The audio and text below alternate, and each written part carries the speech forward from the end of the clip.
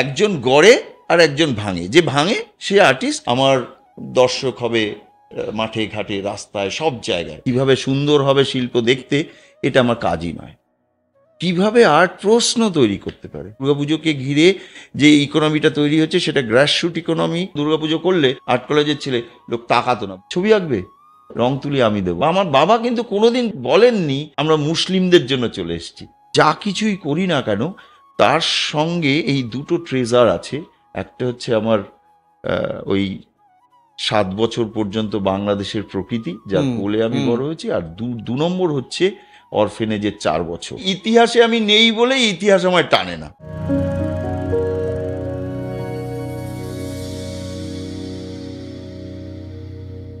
নমস্কার, ক্যালকাটা ডায়ালগসের আরও একটি পর্বে আপনাদের সকলকে স্বাগত জানাই। আমি অর্ক। আপনারা জানেন Calcutta dialogues free school street, Bangla, বাঙালিয়ানা, বাঙালির কাজ, বাঙালির বোঝাপড়াকে গত কয়েক দশক ধরে যারা সারা বিশ্বে পৌঁছে দিয়েছেন, আমরা তাদের সামনে বসে তাদের তাদের তাদের সর্বস্বটা উদ্ঘাটন করতে চাই আপনাদের সামনে। তাদের যে শেখা, তাদের যে বোঝাপড়া, তাদের যে দর্শনটা, সেটা তুলে ধরতে চাই, মেলে ধরতে চাই আপনাদের সামনে। আমাদের সেই কাজে, আমাদের সেই চেষ্টায় আজ নতুন সংযোজন ভবতোষ সুতার। আপনাদের সঙ্গে ভবতোষ সুতারের আলাপ করিয়ে দেওয়ার প্রচেষ্টা একদম একদম বাতুলতা হবে। আপনারা তো জানেন প্রায় 2.5 দশক ধরে ভবতোষ সুতার বাঙালির দুর্গাপূজা, বাঙালির প্রতিমা নির্মাণ, বাঙালির জনতার শিল্পচর্চা, জনতার শিল্প বোঝাপড়ার একটা সমনাম হয়ে উঠেছেন ভবতোষ সুতার। তার কাজের অঙ্গন অনেক বড়, তার ক্যানভাসটাই দুর্গা পূজা প্রাঙ্গণ, এবং সেই কাজ লাখো মানুষ একসঙ্গে দেখে, মুগ্ধ হয়, সওয়াল জবাব করে। আর সেই সওয়াল জবাব দেখে মুচকি হাসেন একজন শিল্পী ভবতোষ সুতার, যার বিরাট ব্যাপক ইতিহাস রয়েছে। আমরা এই পডকাস্টে তার ইতিহাস, বর্তমান এবং ভবিষ্যৎ দর্শন নিয়েই কথা বলবো। ভবতোষ দা, আমরা খুবই আনন্দিত, খুবই গর্বিত আজকে আপনার সঙ্গে কথা বলতে পারছি। নমস্কার। নমস্কার। মৃৎশিল্পী যিনি মাটি নিয়ে কাজ করেন, আমাদের জানা বোঝায় তিনি হবেন পাল পরিবারের, এমনটাই আমরা দেখে এসেছি। আরেকটু বোঝাপড়া বাড়ালে বোঝা যায় যে কুমোররা পাল, ছুতোররা সুতার, পাল যারা তারা বর্তুলতা বোঝে, গোল বোঝে, তাই তারা কুমোর। আর যারা ছুতোর অর্থাৎ সুতার, তারা কৌণিকতা বোঝে, অ্যাঙ্গুলার দিকগুলি, তাই তারা ছুতোর। তো এখানে তো উলাট পুরাণ হয়ে গেল। কি করে হলো সেইটা নিয়ে আমরা কথা বলতে চাই। সেই কারণে যদি একদম ছোটবেলা যে জল হাওয়া আপনাকে বড় করেছে, বাংলাদেশের প্রথম জীবন, এখান থেকে যদি আমরা কথাবার্তা শুরু করতে পারি। বাংলাদেশ থেকে যখন এখানে আসি, মানে এপার বাংলায় আসি, তখন আমার বয়স 7-8 এরকম একটা হবে। তার আগে পুরো দৃশ্য জগৎ আমার কাছে একেবারে অন্যরকম ছিল। মানে তার যদি খুব মজা করে উদাহরণ দিই, যে আমি এখানে এসে মানে যদি ওই দিকটা আমি খুব জলজ দেখে আসি, এইটা অনেক বেশি ডাস্টি। মানে কিভাবে দেখছে এরা, ছোট ওই 7-8 বছরের একটা ছেলে, সে কিভাবে দুটো জায়গাকে আলাদা করছে। একটা খুব ধুলো, ডাস্ট, ধোঁয়া, আর একটা জল। মানে ছোটবেলায় দেখেছি বেশিরভাগ মানুষই হাঁটুর ওপর পর্যন্ত ভেজা, অলমোস্ট সবসময় জলের সঙ্গে একটা লড়াই চলছে। বরিশালে জীবন, মানে ছোট ছোট ছোট ছোট টুকরো টুকরো দ্বীপ, নানানভাবে সাঁকো টাকো দিয়ে জোড়া রয়েছে। আর ওই রকম একটা ভিজুয়াল, একটা ফার ফ্লাং ওরকম একটা মানে হরাইজন। সবসময় আমরা দৌড়ে প্রায় 1 কিলোমিটার দূর থেকে বাবা নৌকো নিয়ে এলে, মানে মেন নদীর একটা কর্নার জায়গা ছিল যেটার নাম ছিল ঠোডা বাড়ি, মানে ঠুটো বাড়ি, মানে যে জায়গায় গিয়ে এসে নদীটা মানে যেখানে রাস্তাটা ঠুটো হয়ে গেছে, আর যাচ্ছে না, তারপরে ঘুরে গেছে, তো ওইখানে এসে বাবা বড় নৌকো যদি আসতো, সেই নৌকোটা আমাদের একেবারে পুকুরে আসতো না, ওখান থেকে হাঁক দিত, আমরা দৌড়ে যেতাম। আর ওই একটা দিগন্ত, ওটা একটাই যেন মনে হতো একটা থিয়েটারের একটা স্ক্রিন টাঙানো আছে, সেইটা শুধু মাঝখানে জোয়ার ভাটা হচ্ছে, আর পেছনে ওরকম স্কাই, কখনো কখনো বদলে যাচ্ছে তার রং, এইটাই ছিল কিন্তু মানে দেখা। আর রং বলতে খুবই একেবারে ন্যাচারাল রং, মানে যার যেটা রং সেটাই রং। ওখানে পিগমেন্ট দেখার কোনো মানে মানে কেমিস্ট্রির রং সেটা কিন্তু খুব কম, মানে হ্যাঁ, খুবই কম জল দেখেছি আমরা। হাওয়া সবুজ। হ্যাঁ, সবুজ, হ্যাঁ, আকাশে সূর্য উঠলে এরকম একটা সবসময় মাথার উপরে সূর্য একটা সাদা, সেই অর্থে বললে আমরা অনেক বেশি ব্ল্যাক অ্যান্ড হোয়াইট দেখেছি। বা আপনি যদি আরো সেইটাকে ব্যাখ্যা করে বলি তাহলে অনেক বেশি কালার দেখেছি, অনেক গভীর থেকে রংকে দেখেছি। লাইফ অফ পাই বলে একটি ছবি দেখেছিলাম। হুম হুম সমুদ্রপথে একা পাই হুম হুম কিভাবে হুম তার হুম, আহ, একদম তার চলাচল, তার যুদ্ধ। একদম। পরে আপনার সম্পর্কে যখন পড়ছি, জানছি, দেখছি এরকম বাবা মায়ের সঙ্গে এক রাতে চলে আসতে হচ্ছে। হুম হুম একটি একটি কিশোর, উপন্যাসে এরম হয় আর কি, হুম হুম হুম সে নদী নদী খালবিল পেরিয়ে হুম হুম, সে এক দেশ থেকে লণ্ঠন, হ্যারিকেনের exactly, লণ্ঠন হুম হাতে নৌকোয় উঠছে, হুম হুম সে রাতারাতি এদেশে চলে আসছে। হুম হুম, এটা ট্রমার গল্প। একদম। আর এই শতকটাই তো শরণার্থীর শতক, রিফিউজির শতক। হুম, আপনার গল্পটা এই মুহূর্তে সারা পৃথিবীর শত শত রিফিউজির। এই একদম। আমরা এরম পড়ি যে বহু রোহিঙ্গার নৌকো মাঝ সমুদ্রে ডুবে যায়, বহু এক্স্যাক্টলি। বহু রোহিঙ্গা হুম মারা যায়। হুম হুম তো ওই যে চলে আসা, এই হুম। গল্পটা যদি বলেন। ওদেশ থেকে চলে আসার যে সময় আমরা এসেছি তখন তো আমার নিজস্ব কোনো আহ, আলাদা করে কোনো চিন্তা ভাবনা যে আমি একটা দেশ থেকে ছেড়ে চলে যাচ্ছি আর একটা দেশে, জিনিসটার কত বড় সেটা বোঝার না, বোধ ছিল একেবারেই না। আমি আমি কিন্তু বুঝতে পারিনি। এই রাদার আমার একটু আনন্দই হয়েছিল যে আমরা কোথাও একটা যাচ্ছি, বুঝতে পারছি পরিবারের মধ্যে আসলে খুব এটা অল অফ আ সাডেন হয়েছে, একেবারে মানে আকস্মিকভাবে হয়েছে। কিন্তু তার আগে পর্যন্ত ওই মা পশ্চিম দিকটা দেখিয়ে, ওই বেত গাছ, রান্নাঘরের পশ্চিম দিক দেখিয়ে বলতো এই দিকে ইন্ডিয়া, ভারতবর্ষ, ইন্ডিয়াই বলতো। তো ওইদিকে একটা কিছু আছে বুঝতাম আর কি, ওইদিকে কিছু একটা কানেকশন আছে আমাদের। আর ঠিক তার উল্টো দিকে নদী ছিল আমাদের, তা নদীর দিকটাই সবসময় আমাদের কাছে সদর, আর এই পশ্চিম দিকে এইদিকে আঙুল দিয়ে বলতো এইদিকে কিছু একটা আছে, একটা বুঝতাম কানেকশন। কিন্তু এই চলে আসাটা আমার মনে আছে যে একদিন খুব খুব ভোরবেলা, তখনও আলো ফোটেনি, হঠাৎ করে লম্ফ জ্বালিয়ে, যেমন হয় হারিকেন জ্বালিয়ে, আমি তখনও শুয়ে আছি বিছানাতে, মানে বিছানা বলতে নিচে শীতল পাটির বিছানা আমাদের, মাটির ফ্লোর। তো শুয়ে আমি দেখতে পাচ্ছি যে বাবা ধুতি পরেছে। তো বাবার ধুতি পরাটা কিন্তু একটা ঘটনা, সেটা খুব তার একটা মানে আছে আমাদের কাছে।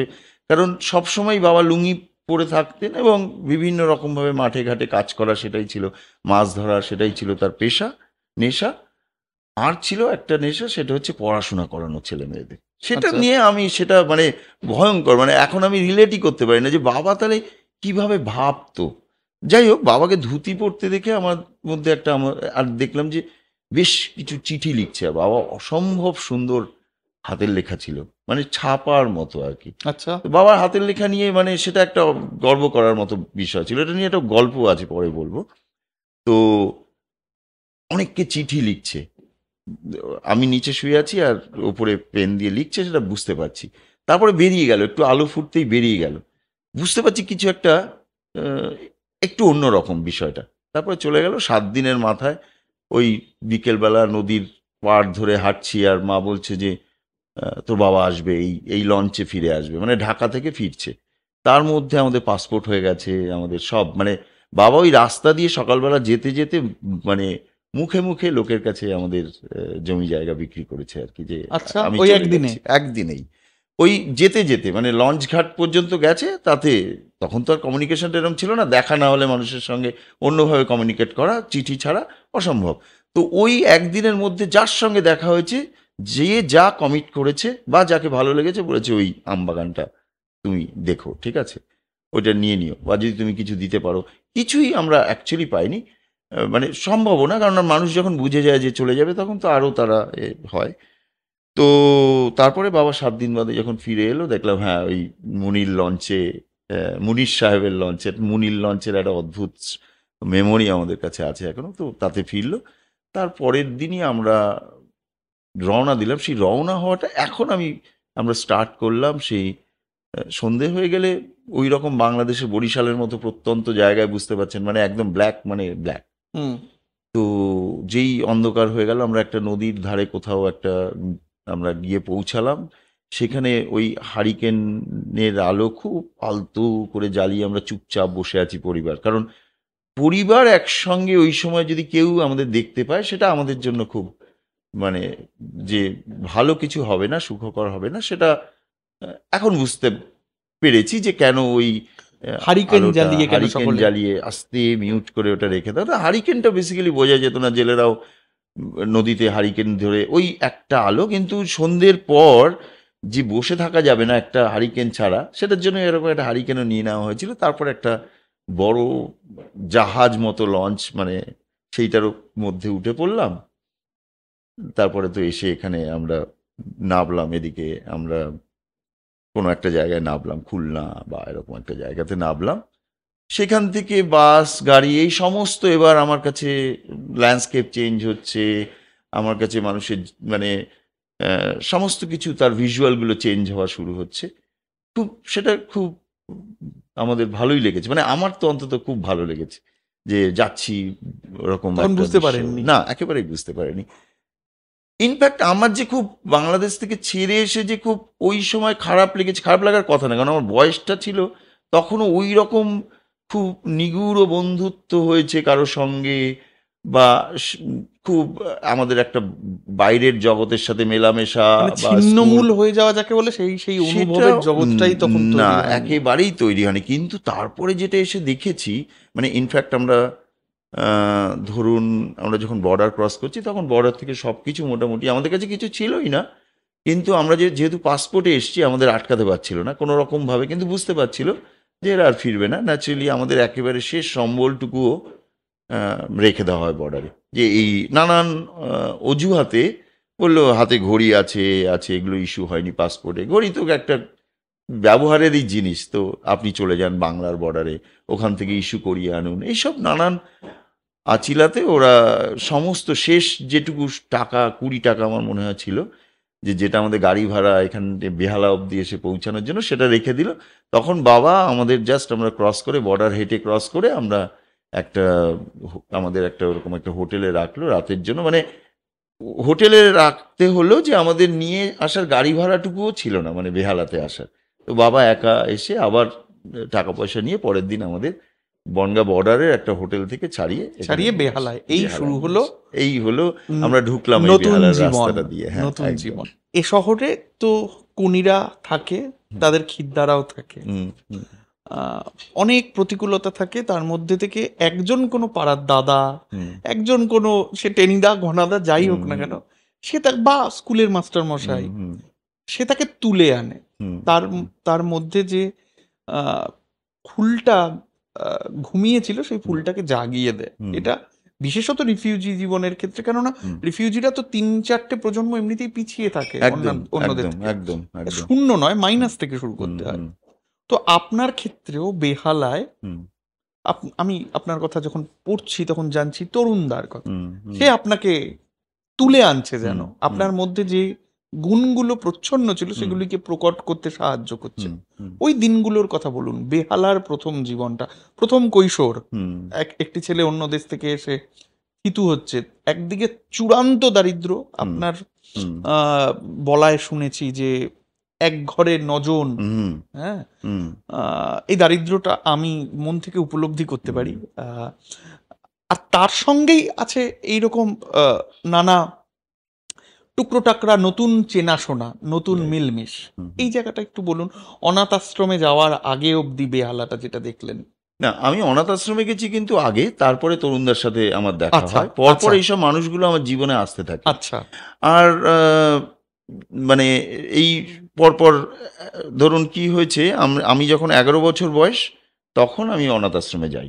এবং আচ্ছা, এটা কিন্তু একটা সেলফ মানে এক্সাইলেশনের মতো আর কি, আমি নিজেই কিন্তু এই নির্বাসনটা নিই। তার কারণ হচ্ছে তখন পর্যন্ত, তার আগে পর্যন্ত আমি কোনো রকমেরই, আমরা যখন বাংলাদেশে ছিলাম আমার কোনো অভাব বোধই ছিল না। না, কারণ অভাব বলতে যা বোঝায় এখন, ইমিডিয়েট একটি ছেলে মানে যদি অল্প বয়সী ছেলেকে বলা হয়, তার কাছে অভাবের যে সেগুলো একদমই আলাদা। আমাদের সবটাই খুব প্রাচুর্যেই ছিল।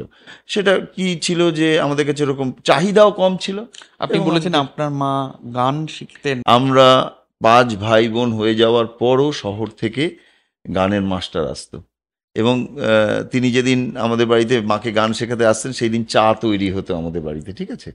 তো সেইগুলো একটা মেমোরি, সেগুলো একটা স্মৃতি। বাট এইগুলো দিয়ে আমি বুঝতে পারি যে আমার বাবার মাইন্ডসেট বা আমাদের বাড়ির কালচারাল পরিবেশটা। বাট বিশ্বাস করুন, অন্য একটা জায়গাতে একদম মেলাতেই পারি না আমি। আমাদের কিন্তু কোনো প্রাচুর্য ছিল না। আমাদের যে প্রচুর বিষয় আশয় ছিল, অনেক জমি জায়গা ছিল চাষের, এমনও নয়। কিন্তু বাবা শিক্ষা, মানে শিক্ষা কোট আনকোট, মানে পড়াশোনা করা ছেলে মেয়েদের, এবং ভালোও ছিল। আমার দিদি অসম্ভব মেধাবী ছাত্রী ছিল, আমার ওপরের ভাই প্রত্যেকেই। তুলনায় বলতে পারেন আমি একটু সেই অর্থে আমাকে কাউন্টই করেনি কখনো পরিবার। এবং আমি যেহেতু মধ্যবর্তী সন্তান, খুব একটা বেশি আমার উপরে ওই এগুলো পড়েনি, মানে প্রেশারগুলো আসেনি যে। আর এবং আমার বয়সটা ওরকম একটা মানে ওই রকম একটা সন্ধিক্ষণ, মানে আমি তখন 7-8 বছর বয়স, তখনও আমার উপরে প্রেশারটা আসেনি। কিন্তু ওই ভোরবেলা 4টের সময় উঠে মনীষীদের সব বড় বড় সেই তাদের বাণী চিৎকার করে করে বলতে হতো, ঠিক আছে, বা পড়তে হতো। আমাদের দেশে হবে সেই ছেলে কবে, কথায় না বড় হয়ে কাজে বড় হবে। আর বাবা প্রত্যেক দিন মধুর মতো করে সব সময় মধু দেয় না ছেলে মেয়েদের মুখে, হ্যাঁ। হ্যাঁ, 4টে 5টা জিনিস বলতো, অন্যের জিনিসে কখনো হাত দেবে না। কিন্তু আজও যখন সব হাত চলে যায় না, ভেতরেও কোথাও বাবার কথাটা মনে পড়ে। আমার মনে হয় এটাই শিক্ষা, জানেন তো, এটা ঘর থেকে। আমার কিন্তু মনে হয় এটা নিলে কিছুই এসে যায় না, কিন্তু বাবার কথাটা মনে করে হাতটা বন্ধ হয়ে যায়। এইটা আমার কাছে মনে হচ্ছে যে শিক্ষার এই যে প্রাথমিক যে জায়গা, ঘর থেকে হওয়া উচিত। যে এবং কতগুলো বেসিক এডুকেশন যদি থাকে, তাহলে অন্যগুলো কিন্তু খুব, আমার কাছে মনে হয় না যে সেগুলো খুব বিরাট, তাতে সেটা অন্যভাবে করে ফেলা যায়। কিন্তু এই যে আপনার ভিতর থেকেই যদি কোনো জায়গায় ওই সেলফ এটা লার্নিং না প্রসেস। থাকে, তাহলে এইগুলো কিন্তু প্রচণ্ড পরিমাণে বাবার মধ্যে ছিল। এবং ওই শহর থেকে মাকে এসে গান শেখানো, এখন আমি ওইগুলো খুব 2 আর 2 4 করার চেষ্টা করি। যে তাহলে আমার বাবাকে আমি নতুন করে ডিসকভার করি যে এই মানুষটি একটা মানে ওই রকম প্রত্যন্ত গ্রামে যে থাকে, মাছ ধরছে, উম, জমি চাষ করছে, তার থেকেও বেশি সময় সে সবসময় হচ্ছে কনসার্ন ছিল সবসময় যে আমাদের পড়াশোনা হচ্ছে কিনা। কিন্তু সমস্ত কিছু একেবারে, মানে সব কিছু একেবারে ধুলোয় মিশে গেল যখন আমরা চলে এলাম। এইটার একটা ক্ষোভ আমার মধ্যে তৈরি হতে থাকলো। মানে যত যত বয়স হতে থাকে তত আমার মধ্যে একটা যন্ত্রণা, সেটা ওই পলিটিক্যাল। আমি কিন্তু অনেক, এখন আমার কাছে ওইটা একটা খুব যন্ত্রণার জায়গা যে কেন আমি আমার মাতৃভূমি ছাড়বো, কেন, কোন বাস্তবে এতে দাঁড়িয়ে আমি আমাকে চলে আসতে আমাকে হলো। চলে আসতে হচ্ছে। 11 বছর যখন বয়স হয় তখন আমাকে অরফেনেজে দেওয়ার কথা ভাবা হয়, কারণ উপায় ছিল না আমাদের আর। মানে তখন ছিল যে যদি ছেলেটাকে একটা অরফেনেজে দিয়ে দিলে একজন মানুষ কমে যাবে, হুম। একজন মানুষ ঘর থেকে কমা খুব জরুরি। প্লাস একটা হোপ রইলো যে হ্যাঁ ঠিক আছে, একটা একটা কোথাও তো যাচ্ছে, তারা তো আর কিছু তো ফেলে একটা দেবে না, হবে। কিছু তো একটা হবে, খেয়ে পড়ে বাঁচবে, একটু পড়াশোনা হয় হলেও হতে পারে। তারা জানতো এভাবে হয় না, মানে অন্যের এতে গিয়ে হয় না, কিন্তু সেইটুকু একটা ছিল। আর আমার ইচ্ছা ছিল সেটা হচ্ছে যে আমার মনে হয়েছিল যে এই যে অনুশাসন, মানুষের যখন অভাব প্রচণ্ড, মানে মানে মাত্রাতীত অভাব হয়ে যায়, তখন ওই যে ওই সেইগুলো সব ছেলে মেয়েদের উপরে পড়ে, মানসিকভাবে পড়ে। হুম, তার হুম। না সেই অনুশাসনটা, এই যে একেবারে সেটার কোনো বাদ বিচারহীন একটা অনুশাসন, সেটার মধ্য থেকে একটা মুক্তি কোথাও তখন মানুষ আমি মুক্তি চায়। চাইছিলাম। এবং আমি সেটা, তারপরে আসলে আমি বললাম যে অভাবে বুদ্ধাঙ্ক, আইকিউ, ইকিউ এগুলো কমে যায় অভাবের ফলে। এক্স্যাক্টলি অনেক হুম। কিছু, মানে সেগুলো ফলে কি আপনি মানুষ রিঅ্যাকশন তার অনেক প্রবল হয়, সে রেগে যায়, একদম একদম পরিবারে অবদমন চলে। সেটা চলে। তারপরে সবসময় মানে ওই যে মিনিমাম একটা শিশুর দরকার ওই বয়সে, তাকে বড় করে যে তোলার জন্য তো শুধু পরিচর্যাটা। তার সারাউন্ডিংস খুব ওয়েলকামিং হতে হয়। ঠিক। সেগুলো একেবারেই সম্ভবই ছিল না। দেখুন, মানে শুধু আমি দেখেছি একটা লড়াই, শুধু বেঁচে থাকার লড়াই। এটা আমরা সিনেমায় দেখেছি, আমরা ঋত্বিক ঘটকে দেখেছি। কিন্তু আমি যার ভিকটিম, মানে আমি নিজে, আমার অনেক ঘটনা মনে আছে, প্রত্যেকটা একটা শর্ট মনে হবে ফিল্মে। মানে আমি অভাব দেখেছি, তার যে কি লেভেল হতে পারে সেটা আমি, মানে আমি তার ভিকটিম, আমি সেটা জানি। তো ন্যাচারালি আমার কাছে ওইটা বই পড়ে বা সিনেমা পড়ে দেখে আসেনি। তো এরকম একটা ঘটনা আমি মানে আমি চাই যে আমি নিজেই মাকে বলি যে হ্যাঁ আমি যেতে চাই। মা ভাবলো যে জেনারেলি কি হয়, অনাথ আশ্রম বললে ছেলেমেয়েরা যেতে চায় না। সেটা একটা মারাত্মক একটা মানে কি চ্যালেঞ্জ, যে বাচ্চাদের আহ, ওই পরিস্থিতি হলেও বাচ্চারা যেতে চায় না। কেন যাবে সে পরিবার ছেড়ে? কিন্তু আমার ক্ষেত্রে উল্টো ছিল, আমি উৎসাহী ছিলাম। তো আমার মনে আছে মা আর আমি রাইটার্সে এসেছি। আচ্ছা। তো এসে রাইটার্স বিল্ডিং এর সিঁড়ি দিয়ে উপরে উঠে ওই আবার নদী দেখলাম দুবার। রাইটার্স বিল্ডিং এর জানালা দিয়ে দেখা যাচ্ছে আমাদের হুগলি। এই তো আবার ওই ভাবুন মানে উঁচু থেকে তখন শহরের একটা ওরকম একটা বিল্ডিং এর মধ্য থেকে একটা ওরকম কলোনিয়াল বিল্ডিং এর মধ্য দিয়ে আমি আবার নদী দেখছি। তো সেটা প্রচন্ড, ওই মা দৌড়ঝাঁপ করে, মা কিন্তু বাইরে বেরোনোর মতো মানে সেই রকম আহ, এটা তার মানুষই চরিত্র নয়। নয়, একেবারেই একেবারেই নয়। আমরা বাস থেকে নেবে হাঁটছি, মেয়ো রোড থেকে হাঁটছি, হ্যাঁ হেঁটে, তারপরে লোককে জিজ্ঞাসা করছি রাইটার্স বিল্ডিং কোন দিকে, গেলাম আমরা রাইটার্স বিল্ডিংয়ে, গিয়ে উপরে উঠে আমরা অ্যাপ্লিকেশনটা দিলাম। তো দেওয়াতেই খুলে আহ, বলল এটা কার লেখা? তো অ্যাপ্লিকেশনটা বাবা লিখেছে। তো উনি দেখে ঘাবড়ে গেছে, তো বলছে আমার পাশের বাড়ির একজন লিখে দিয়েছে। কারণ আমরা অ্যাপ্লিকেশনে লেখা ছিল যে বাবা মিসিং আমাদের, মানে তাছাড়া তো হবে না, মানে আমি তো কোনো অরফেনেজে অ্যাপ্লাই করতে পারি না, আমার বাবা অরফান না জীবিত, হলে। কেউ একজন দেখাতেই হবে যে মা নেই কিংবা বাবা নেই, কিছু একটা ঘটনা। এবার লেখা হয়েছে যে বাবা নিখোঁজ, তা বাবারই লেখা। তো উনি ওই পাশের টেবিলে সবাইকে দেখাচ্ছে, "এই দেখুন অ্যাপ্লিকেশনটা দেখুন, এই হাতের লেখা দেখুন।" তো সেটা একটা খুব সুন্দর মেমোরি। তারপরে যাই হোক, কোনো একদিন ওরকম দুপুরবেলা কল এলো রাইটার্স থেকে, ব্রাউন কালারের খাম খুলে, আমার মহা আনন্দ যে এবার যাব।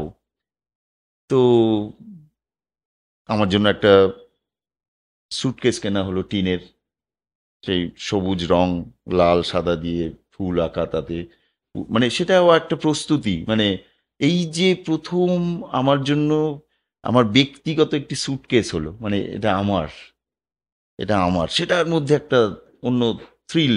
যে তখন আমার 11 বছর বয়স, সুটকেসটা দেখে নিচ্ছি আমি নিজেই, তার মধ্যে কোথায় কি রাখা যায়, কি এটা, সেটা একটা বিষয় আমার কাছে।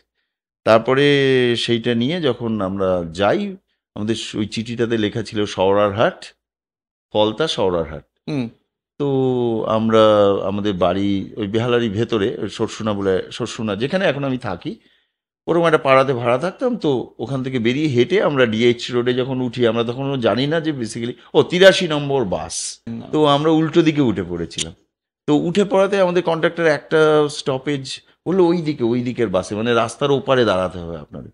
তো তারপরে যাই এরকম, উম, চলে গেলাম অরফেনেজে। সেদিন রবিবার ছিল। তো আহ, মা রেখে চলে এলো, যেই সন্ধে শুরু হলো, তারপরে আস্তে আস্তে সেটাও খুব প্রত্যন্ত, সেটাও একটি গ্রাম, একদম অন্যরকম সংস্কৃতি। কারণ একেবারে এই মানে আমরা বাঙাল, আর এটা পুরো একেবারে এই দেশীয় মানুষজন, তাদের সবকিছু একটু ওই যে তফাৎটা তো আলাদা, হ্যাঁ। রয়েছে, তাদের হ্যাঁ।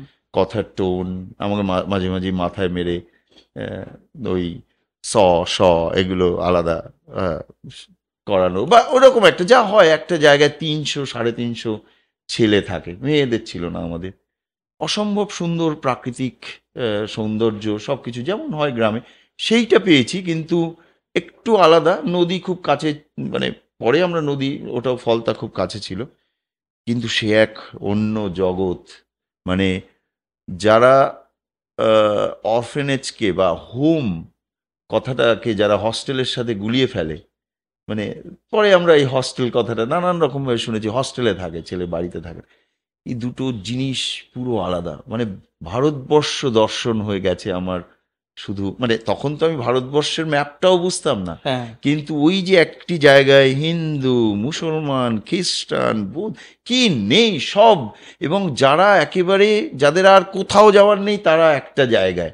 ওইখান থেকে আমি দেখেছি যে ইন্ডিজেনাস যে মানে যে কোয়ালিটি, এবং বিশেষ করে যারা একেবারে গ্রাসরুটের যে ছেলেমেয়েরা, এবং যাদের আমরা কখনো কোনো কিছুতে, কোনো স্কেলেই কখনো কোনো কিছু দিয়ে কাউন্ট করি না, Count করি না, তাদের হ্যাঁ। মধ্যের যে দক্ষতা নানানভাবে, তাদের যে ক্রিয়েটিভিটি, তাদের সেটা মানে আপনাকে আমি ব্যাখ্যা করতে পারবো না তার লেভেল কি হতে পারে। মানে তার একটা উদাহরণ দিচ্ছি, আমাদের খেলায় বল দেওয়া হতো, আমরা তো প্রচণ্ড মানে ওখানে তো মানে একটা ভয়ঙ্কর জায়গা যে খাবার, সে খাবার আপনি খেতে পারবেন না। মানে বেসিক্যালি আমাদের যখন কুমড়ো দেওয়া শুরু হতো, কুমড়ো ধরুন সবজিতে, তখন ওটা 3 মাস, 3 মাস মানে একদম 3 মান্থস, ওটা একদম মানে শুধু কুমড়ো দেওয়া শুধু হতো। কুমড়ো, শুধু কুমড়োই। এবং সেই কুমড়োটা মূলত তখন দেওয়া হতো, তার কারণ হচ্ছে ওই কুমড়োটা বেসিক্যালি তখন আর বাজারে কোনো দামই নেই, বাজারে উদ্বৃত্ত শুধু হয়ে গিয়েছে। গরুর জন্য কেনা হতো, শুধু ক্যাটলদের জন্য কেনা হতো। তখন কিন্তু এই আমাদের যে ভাড়ার যিনি সামলাতেন, উনি ওই যেতেন, গিয়ে বাজারে গিয়ে ওগুলো কিনতেন, যখন সেটার আর কোনো দাম নেই, মূলত গরু টরু খায়, এরকম একটা সময় আমাদের কিন্তু ওই সবজি আসতো। কিন্তু এবার উল্টো দিকে আমি বলছি যে আমাদের এরকম টেনিস বল দেওয়া হতো খেলার জন্য, মানে ফুটবলের জন্য টেনিস বল দেওয়া হতো, ফুটবল খেলার জন্য এইটুকু বল। বর্ষার সময় অলমোস্ট মানে 1 ফিট কাদা, এতটা, ঠিক আছে, তার মধ্যে খেলা হচ্ছে 6 ফিটের মতো গোল বারের দুটো ডিস্টেন্স। যখন শট নিচ্ছে ফুল মাঠে, ফুল লেন্থ একটা মাঠে শট নিচ্ছে, একদম 6 ইঞ্চির মধ্যে থেকে বুলেটের মতো ঢুকে যাচ্ছে, ওই বলটা ঢুকে ওই যাচ্ছে। বলটা ঢুকে যাচ্ছে কাদার মধ্যে। আমি বুঝতে পারছি না, মানে এটা কি করে দেখতে পাচ্ছে বলটা কোথায়। তো এই রকম দক্ষতা, এরকম স্কিল, এরকম কোয়ালিটি, গান করতো ছেলেমেয়েরা, নাচতো, থিয়েটার করতো, উম, ছবি আঁকতো, সবটার মধ্যেই না একটা একেবারে ওই কোরের জায়গা থেকে, সেটার মধ্যে কোনো খুব মানে কোথাও তার মধ্যে সিনথেটিক কিছু নেই, মানুষের সবটার মনে মধ্যে যে একটা বডি, একটা র। যে অন্ধকারগুলি জন্মায়, হুম, সে অন্ধকারগুলি থেকে আপনি খুব ছোটবেলায় মুক্তি পেয়ে গিয়েছেন। একদম। হ্যাঁ, আপনার মধ্যে ধর্মের অসুয়া, জাতপাতের অসুয়া, সেটা কিন্তু এগুলো আর কোনোদিনই রইলো ছিল না। না। দেখুন, ওটা সংস্কৃতির জন্য হয়। শুনুন, আমার মা বা আমাদের পরিবার এখানে আমরা এসছি, একটা কারণ তো নিশ্চয়ই আছে, এবং তার পেছনেও একটা ধর্মের অ্যাঙ্গেল, পার্সপেক্টিভ আছে। কিন্তু কখনো এটাও আমার পরিবারের প্রতি আমার একটা মারাত্মক মানে ওই শ্রদ্ধার জায়গা, যে আমরা ওইরকম একটা, আমাদের হয়তো আমাদের অভাব থাকতে পারে, কিন্তু আমার মা কোনোদিন বা আমার বাবা কিন্তু কোনোদিন বলেননি যে আমরা এই কারণে এসেছি, আমরা মুসলিমদের জন্য চলে এসেছি, এটা কিন্তু কখনো বলেন।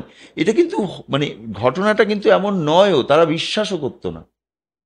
একটা পরিস্থিতি তৈরি হয়েছিল, একটা ডিরেক্ট সম্পর্কও ছিল আমাদের আসার পেছনে, কিন্তু সেটাকে একটি স্থানকাল পাত্রের সাথে যদি আপনি যদি একটি পার্টিকুলার অ্যাঙ্গেল থেকে দেখেন, তাহলে সেটা তো একটা খুব ওই রকমই মনে হবে আপনার সমস্ত সময়।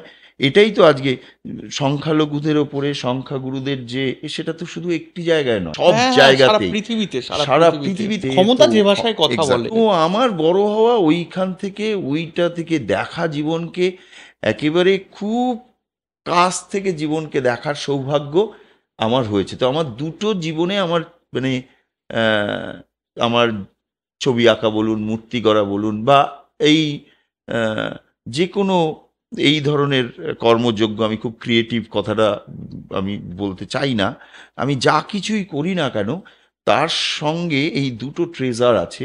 একটা হচ্ছে আমার ওই 7 বছর পর্যন্ত বাংলাদেশের প্রকৃতি, যার হুম, কোলে আমি হুম। বড় হয়েছি, আর দু নম্বর হচ্ছে অরফেনেজের 4 বছর, যেখান থেকে সত্যি জীবন, বেঁচে থাকা, সংগ্রাম এবং রাজনীতি, সেগুলো অর্গানিক সামাজিক, ভাবে তৈরি হচ্ছে। একদম সামাজিক জায়গা, সেই বোধ আমার নিজের মতো করে আহ, তৈরি কোনো হয়েছে, ক্লাস নিতে হয়নি, করতে হয়নি, কোনো ক্লাস পাঠ করতে করতে হয়নি হয়নি। ওরকম। আর্ট কলেজে পৌঁছে দিলেন তরুণবাবু, ওই গল্পটা, আর্ট কলেজ অবধি যাওয়া, আর্ট কলেজের যাওয়ার ধাক্কাটা। আর্ট কলেজের যাওয়ার আহ, একটা খুব ইন্টারেস্টিং ব্যাপার হচ্ছে, আমি খুব ছোটবেলা থেকে আর একটা জিনিস বুঝতে পারতাম ওই সময়, যে আমি একজন আর্টিস্ট। সেটাও আমার কাছে খুব আহ, অদ্ভুত লাগে, যে আমি কিন্তু মনে প্রাণে ভেতর থেকে বুঝতাম যে আমার মধ্যে আমি একজন আর্টিস্ট। আমি যখন কলোনিতে বড় হচ্ছি, ধরুন 11 বছরের পর, 11 থেকে 15 আমি অরফেনেজে ছিলাম, হুম। তারপরে চলে এসেছি, অনিশ্চয়তা, হবে না, অরফেনেজে পড়াশোনাটা তো হয়নি। হুম। আমি একেবারেই সেখানে আমি স্কুলেই যেতাম না, প্রথাগত শিক্ষাটা হয়নি। একেবারেই হয়নি, কিন্তু সমস্ত ব্যবস্থা সেখানে হুম, ছিল, বাট আমি হুম, করিনি। হুম। করিনি মানে আমার ভালোই ওই লাগতো না। মোটিভেশনটা পাননি আমি হয়তো। মোটিভেশনটা পাইনি, আমার কখনো ভালো লাগতো না পড়াশোনা করতে। কিন্তু আমি দিনের পর দিন, বাট আমি যে খুব উচ্ছৃঙ্খল ছিলাম এমনও নয়, কিন্তু আমি যে অন্যরা স্কুলে যাচ্ছে, আমি স্কুলে যাচ্ছি না, কিন্তু আমি খেলছি না ওই সময়, আমি ছবি আসলে আঁকছি। প্রকৃত অভিভাবন ছিল না হয়তো, হ্যাঁ, বা আপনি আপনার পছন্দের কাজটা করছেন, কাজটা ছবি করেছি, আঁকছেন। হ্যাঁ। কিন্তু আমার নিজের একটা কোথাও একটা গিল্টি হতো যে এই সময়, কাজের সময় বেলা 10টার সময় কেউ খেলে না, সেটা কিন্তু আমার ওই পারিবারিক জায়গা থেকে আমার মধ্যে এসছে, যে ওই মূল্যবোধটা কিন্তু ছিল ওই বয়সেও, যে আমার একটু লজ্জা লাগছে যে না, কিন্তু আমি ছবি আঁকছি, সেটাতে আমি প্রাণ পাচ্ছি, বা আমার মনে হচ্ছে যে আমি করছি একটা কিছু, মানে আমি একেবারে হেলায় সময়টা নষ্ট করছি না। বাট একদমই পড়াশোনা হয়নি। তারপরে 15 বছরের পরে আমার যখন বয়স হয় তখন আমি চলে আসি, এবং তখন আমাদের পরিবারের অবস্থা আরও খারাপ হয়ে যায়। আমাকে তখন নানান ধরনের কাজকর্ম শুরু করতে হয়, মানে একটু মাংসপেশি এগুলো, যেই চেহারা টেহারা হয়েছে, বাড়ির লোকও তখন ভাবছে যে কিছু একটা করবে, কিছু তো একটা করতেই হবে, পড়াশোনা তো হলো না, হবে না। স্কুল ভ্যান চালানো শুরু করলাম। তো একদিন আমার এক মাস্টারমশাই, তিনি হঠাৎ রাস্তায় আমায় ধরে বললেন, না তুমি পড়াশোনা করবে। ঠিক আছে, ওনার কি মনে হলো, বললো আমি তোমার কিছু দিতে হবে না, আমার এক অন্য ছাত্র আছে, তার বাড়িতে থেকে তুমি করবে। করলাম। আমি মাধ্যমিক পাশ করলাম, হায়ার সেকেন্ডারিতে আমি ভর্তি হলাম বেহালা কলেজে। এইগুলো প্রত্যেকটাই মানে রোজ চেঞ্জ হচ্ছে, মানে বইয়ের পাতার মতো চেঞ্জ হচ্ছে, মানে স্টোরি প্রত্যেকটাই। এর মধ্যে যেটা হয়েছিল যে আমি কিছুদিন ফেরি করেছি, কাঠের ফার্নিচার, আলমারি, চেয়ার টেবিল এগুলো। কিন্তু ওই আমি দুর্গাপুরের অন্ডালে যেতাম, ওই কলিয়ারি ওই সব জায়গাতে, তখন লোকের হাতে পয়সা থাকতো, এগুলো খুব খুব অল্প দামের জিনিস আর কি। তখন কিন্তু আমি স্কুলে পড়ি, মানে আমার হুম, ফার্দার আমি হুম, অরফেনেজ থেকে স্কুলে ভর্তি হুম, হয়েছি, হুম, এবং হুম, এই কোচিতে যাওয়া, মাস্টারমশাইয়ের কাছে পড়তে যাওয়া, এইসবগুলো ছিল, কিন্তু অত ইন্টেন্স নয়, মানে কোনো রকমের আমি ওই গ্রিপিংটা পাচ্ছি না হুম, লাইফে। হুম, হুম। বাট ছবি আঁকাটা আছে মনের মধ্যে, কিন্তু একজন শিল্পী সে সব সময়, কিন্তু শিল্পী হতে গেলে যে ধরনের অধ্যাবসায় বা যেভাবে নিজেকে প্রস্তুত করতে হয় সেটা নেই, কারণ পরিবেশটাও নেই। এই সারাদিন সন্ধেবেলা আড্ডা টাড্ডা মেরে কোনো কোনো দিন যখন ঘরে ঢুকতাম, বন্ধুদের সঙ্গে যত কিছুই হতো, ঘরে ঢুকলেই মনে হতো আমি কিন্তু তোমাদের থেকে আলাদা। এটা ছিল, মানে এরকম নিজে মিশিয়ে যাওয়া সবকিছুর সাথে, এটা ছিল না। আর আমি যখন ওই ফেরি করতে ধরুন অন্ডালে যাচ্ছি, তখন ওই আলমারি নিয়ে যেতাম, ও ড্রয়ারে করে রং নিয়ে যেতাম। মানে অন্ডাল যেতাম কিভাবে, এখান থেকে ধরুন দুর্গাপুর অন্ডাল যাচ্ছি, মানে রোজ যাচ্ছি এরকম নয়, আমরা ওই একটা আহ, ধরুন পাঞ্জাব ট্রাকে করে, ধরুন ফলতা বাণিজ্য কেন্দ্রে, এই ডায়মন্ড হারবার রোড দিয়ে অনেক গাড়ি যায়, হ্যাঁ, ঠিক। ফাঁকা লরিগুলো হুম, যায় কয়লা দিতে। ওরা যখন ফেরে, ফাঁকা ফেরে, তো ওই কয়লার গাড়িতে আমরা ধরুন 20-25টা ওরকম চলে আলমারি গেলেন, নিয়ে হ্যাঁ। তারপরে আমরা চলে গেলাম অন্ডালে। ওখানে কোনো একটা ফাঁকা বাড়ি টাড়ির মধ্যে ভাড়া টাড়া দিয়ে অল্প পয়সায় আমরা থেকে যেতাম। তারপরে ওখানে থেকে নিজেরা ইট টিট দিয়ে, এই যেভাবে বাঞ্জারারা করে, ঠিক আছে, তারপরে রান্না টান্না করে খেতাম। আর ওইখানে এত সুন্দর ওই কলিয়ারির যে অন্য রকম একটা ল্যান্ডস্কেপ, সেটা আমাকে ওইটা আপনাকে প্রচণ্ড টানতো। টানতো। তো আমি পরের বার যখন আবার ফিরে এসেছি, আমি ওই ড্রয়ারে, আলমারির ড্রয়ারে করে রং নিয়ে গেছিলাম। তো এটা অনেকবারই আমি নিয়ে গেছি, বাট একটা ছবিও আমি কোনোদিন আঁকতে পারিনি। বাট তো আমার আপনার মধ্যে ওইটা মধ্যে ছিল। ওইটা ছিল যে আমি ঠিক ছবি এঁকে নিয়ে আসবো। তো এই রকম মানে বেড়ে ওঠাটার মধ্যে কোনো একটা ওই লিনিয়ার ব্যাপার ছিল না, মানে একটা খুব কোনো মসৃণতা নেই। নেই কিছু, সমস্ত সময় একটা না না না এর মধ্য থেকেই হচ্ছে। বাট ঠিক ততটাই আমার মধ্যে ওই ভেতরের একটা কনভিকশন বলুন বা যাই বলুন, যে আমাকে কিছু একটা আই উড করতেই লাইক টু বি হবে। আর্টিস্ট। হ্যাঁ, হ্যাঁ। সেটা আমাকে হতেই হবে। তো সেই রকম একটা সময় ওই কোনো একদিন আমি আমাদের পাড়াতে ওই কলোনির মধ্যে কালী পুজো হবে, তাতে রুদগুলিদের একটা ছবি এঁকেছি। হ্যাঁ, আমাকে দিয়ে আঁকানো হয়েছে। তখন আমি ওই বামপন্থীদের মানে সিপিএম এর কাস্তে হাতুড়িও আঁকতে শিখে গেছি, বা আমি আঁকতে পারি বলে ওরা নিয়ে যেত, বফোর্স আঁকাতো আমাকে দিয়ে, ঠিক আছে। তো সেটা আমি আমি ছবি হিসেবেই আঁকতাম, ঠিক আছে। তো আমার মতামত কি বা সেটা তো বিষয় না, বা অমর্ত্য সেন নোবেল পেয়েছে, অমর্ত্য সেনের পোর্ট্রেট আঁকতে হবে, আমার খুব ডিমান্ড তৈরি হলো, সব ধরে নিয়ে আসতো। আমাকে যে দেয়ালে আঁকো এটা। তো কালী পুজোর সময় অমর্ত্য সেনের ছবি, রুদগুলিদের ছবি এঁকেছি, তো এত ভালো লেগেছে। তরুণদা তখনও আসলে এইসব মূল্যবোধগুলো ছিল মানুষের মধ্যে, বা এইরকম একটা বামপন্থা, মানে প্রকৃত অর্থে কিছু মানুষ তারা ভাবতই যে কিছু একটা করতে যে হবে এবং পিছিয়ে আছে সেটা তাকে তুলে আনতে তাকে হবে। তুলে আনতে হবে, বা আমার মানে কি বলবো, একদম ওই ব্যক্তির বাইরে বেরিয়ে কিছু করা, আমার নিজের বাইরে বেরিয়ে কিছু করা, সমাজের জন্য কিছু করা। এ, তো উনি ওরকম একটা অদ্ভুত চরিত্র। উনি ঘুরে বেড়াতেন ওইসব পাড়ায়, কলোনি টলোনিতে, সেখানে তখন থিয়েটার হচ্ছে, বাদল সরকার আসতেন, ওই শস্যনার সব, শস্যনার একটি জায়গায় আসতেন, হুম। তো ওই সব বিভিন্ন ক্লাবের মাঠে বা ধরুন স্কুলের মাঠে, তখন ওই থিয়েটার হচ্ছে, থার্ড ফর্মের থিয়েটার। আর উনি ঘুরে বেড়াতেন, ছবি ছবি আঁকতেন, কখনো গান করতেন ওখানে গিয়ে। তো উনি ওই ওয়ালে আমার ছবি দেখে উনি বললেন যে, কাউকে একটা বললেন, ওনার একজন ছাত্রীকে বললেন, সে ওই আমাদের পাড়াতেই থাকতো। তো সে আমার সঙ্গে কথা টথা বলতো না, মানে আমরা একটু একটু মানে নিচের দিকের মানুষজন। তো বলছে যে, কে, খোঁজ করো, এই ছেলেটির হবে। তো সে একদিন আমার কোনো কারণে বলেছি, তাকে যেহেতু বলা হয়েছে, তো আমি তো তরুণদার কাছে যাই। তরুণদা প্রথমেই যেতে উনি বললেন, ছবি আঁকবে, রং তুলি আমি দেবো। আমি না ওনার মুখের দিকে একবার দেখলো, আমি ছবি আঁকবো, উনি রং তুলি দেবে। মানে এই কথাটা আমার জীবনে এক প্রথম শোনা, যে একজন কিছু করবে, আরেকজন আরেকজন তার ব্যবস্থা তার করবে। ব্যবস্থা করবে, এবং উনি আমার শেখাবেন, ও আবার রং তুলিও দেবেন। এই বদল, এই বোধ ভাবনা সব বদলাতে শুরু করে। আজকে সেই রং তুলি আমি কত ছেলেমেয়ের মধ্যে দায়িত্ব নিয়ে, আমি ওটা আমার একটা কোটার মতো করে ফেলেছি। আমি, তুমি পড়তে পারছো না, আমি আছি, মানে ওইখান থেকে ঢুকলো। তাহলে বুঝতে পারছেন যে তরুণদা কতটা, মানে আমাদের কতটা প্রভাবিত করতে পেরেছে। এবং সত্যি ভালো কিছু, ভালো কিছুর যে প্রভাব, সেটার যে তার যে পাওয়ার, তার যে ক্ষমতা, আজকে চাঁদের হাট। আমি বলবো এই সময় দাঁড়িয়ে একটি কালেকটিভ আর্ট স্পেস, যারা কোথাও হাত পাতেনি কারো কাছে, এবং যারা এই 30 বছর ধরে একদম এক নাগাড়ে শিল্পচর্চা করে আসছে, এবং তাদের প্রথম কথা হচ্ছে যে শিল্পের কোনো ভেদ, উঁচু নিচু নেই। উঁচু নিচু নেই। শিল্প শিল্প শিল্প একটা মননের চর্চা।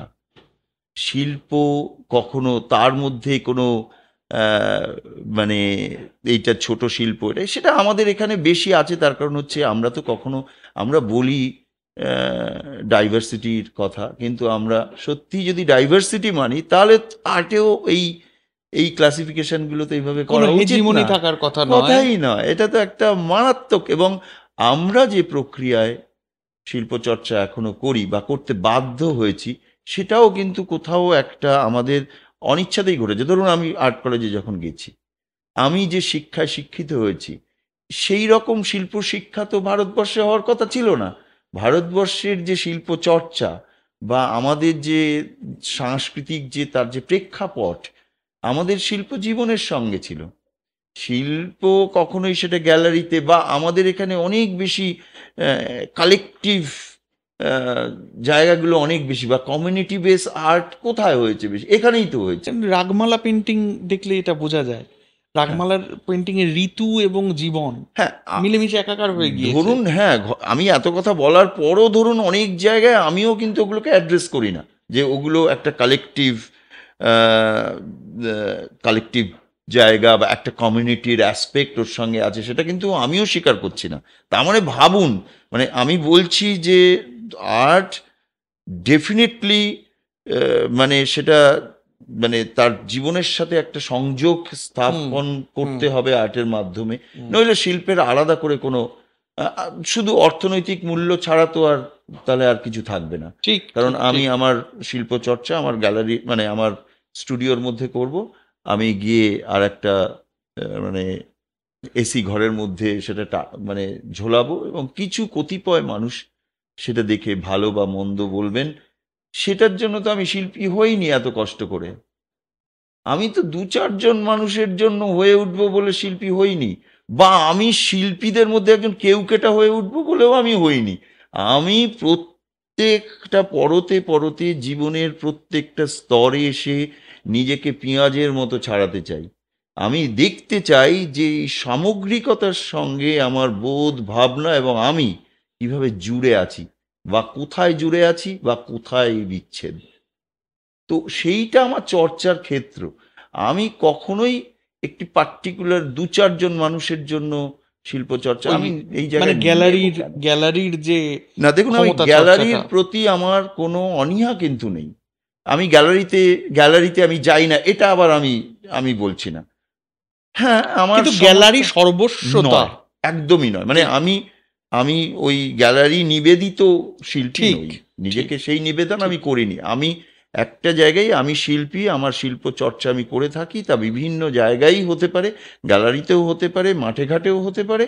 ঠিক কিন্তু আমি আমার কোনো মনে হয় একটি আপনি আমাদের পার্টিকুলার জায়গায়। দেখার চোখকে, আমাদের আমাদের তো আসলে চোখ সয়ে যায়, হুম কিভাবে দেখবো তার একটা অভ্যাসগত প্রতিবর্ত ক্রিয়ার মধ্যে আমরা হুম চলে যাই। হুম হুম আপনি, এটা আমার দ্রষ্টা হিসেবে মনে হয়েছে, আপনি আমাদের দেখার চোখকে চ্যালেঞ্জ করেছেন। হুম কখনো হয়তো আপনি একটা ভাস্কর্য তৈরি করছেন, সেটা এত রোবাস্ট, হুম এত বড়, হুম তার ওই ওই ওই ওই কি বলবো, তার যে গ্র্যান্ডারটা, তার হুম সামনেই আমরা অভিভূত হয়ে যাচ্ছি।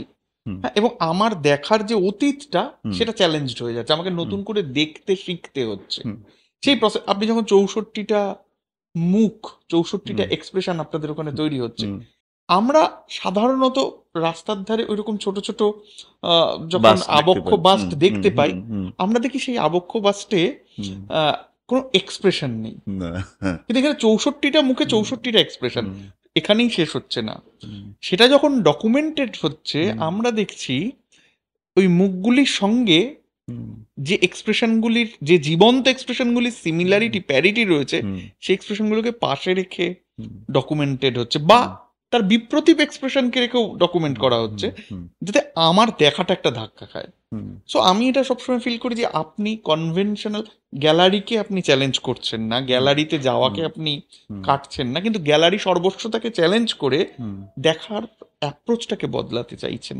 আমরা একটু যদি আপনার দুর্গামূর্তি গড়তে আসা, হুম মানে আমরা ছোটবেলায় জানতাম মোহনবাসী রুদ্রপাল, হুম তারপর খবরের কাগজে পড়লাম যে সাবেক মূর্তি গড়াকে চ্যালেঞ্জ করছেন, হুম আপনার নাম বলা হলো, হুম এরকম আরো দু একজনের নাম তখন বলা হতো। হুম তারপর ক্রমে বাঙালি অভ্যস্ত হয়ে গেল হুম ভবতোষ সুতারে। হুম মানে শেষ একটা দশক এমন কোনো পুজো যায়নি যেখানে খবরের কাগজে আপনার কথা, আপনি কি ভাবছেন, লেখা হয়নি। এবং আমরা এটা নিজেদের মধ্যে বলা বলি করছিলাম যে এর একটুও বাড়িয়ে বলা নয়, হুম কিন্তু বাঙালির দুর্গাপূজার ইতিহাস লিখতে গেলে নতুন করে আবার যখন লেখা হবে, আবার ভাবা হবে, তখন আমাদের এই নতুন ডিজিটাল যুগ, এই সমস্ত পুরনো সাবেকিয়ানা ভেঙে ফেলার যে যুগ, সে যুগে আপনার একটা প্রমিনেন্ট জায়গা হুম তৈরি করলেন আপনি নিজে।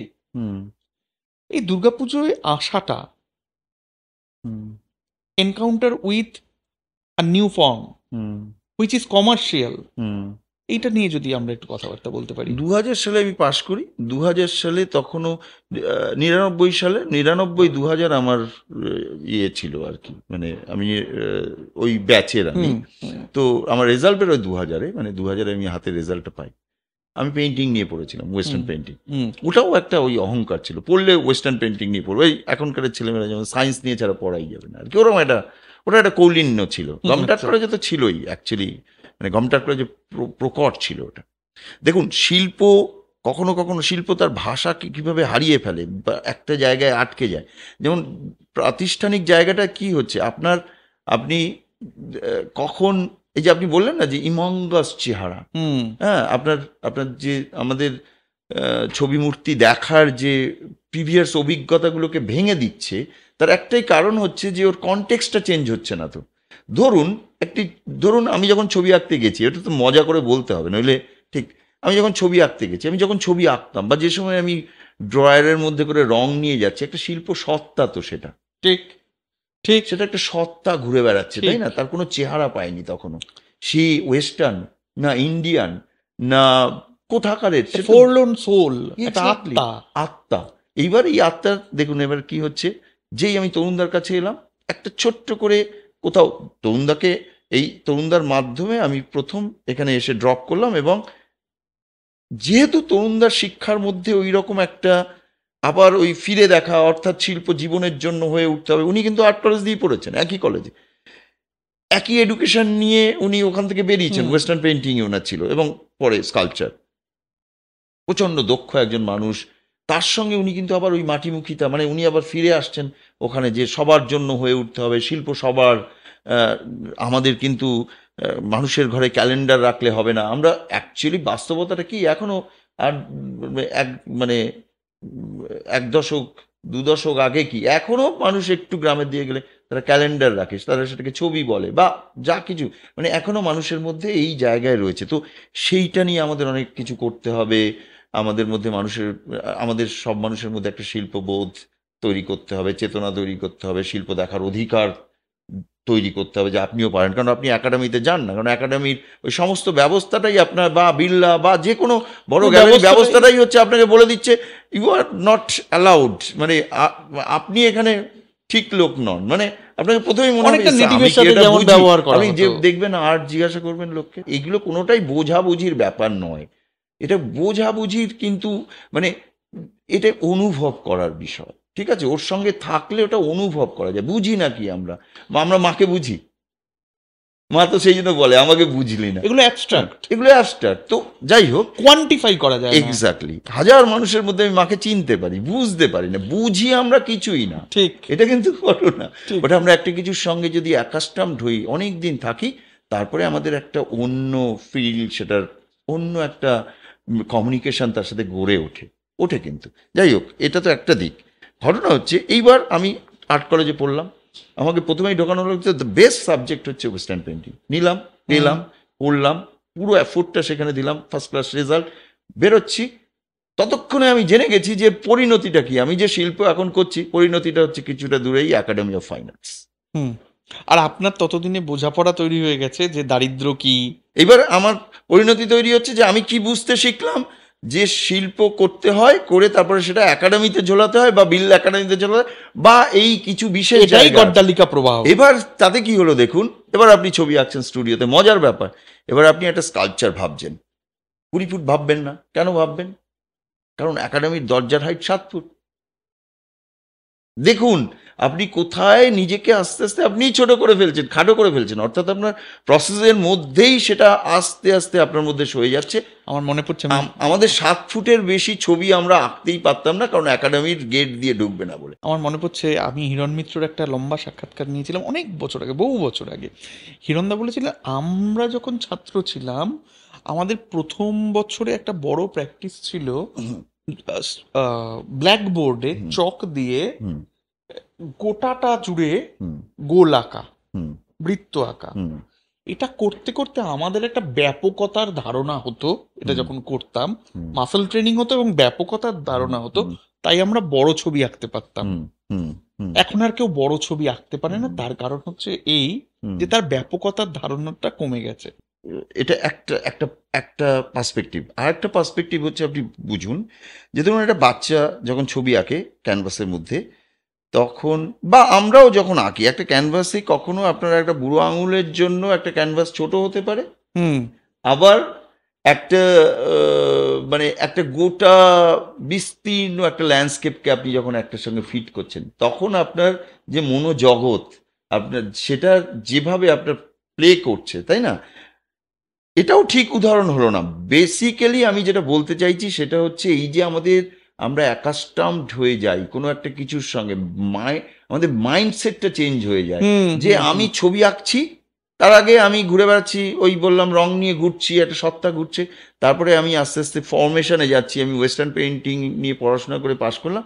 তারপরে কিন্তু আমি শিখছি যে এই ছবি দেখার একমাত্র অন্তিম পরিণতি হচ্ছে গ্যালারি। গ্যালারি।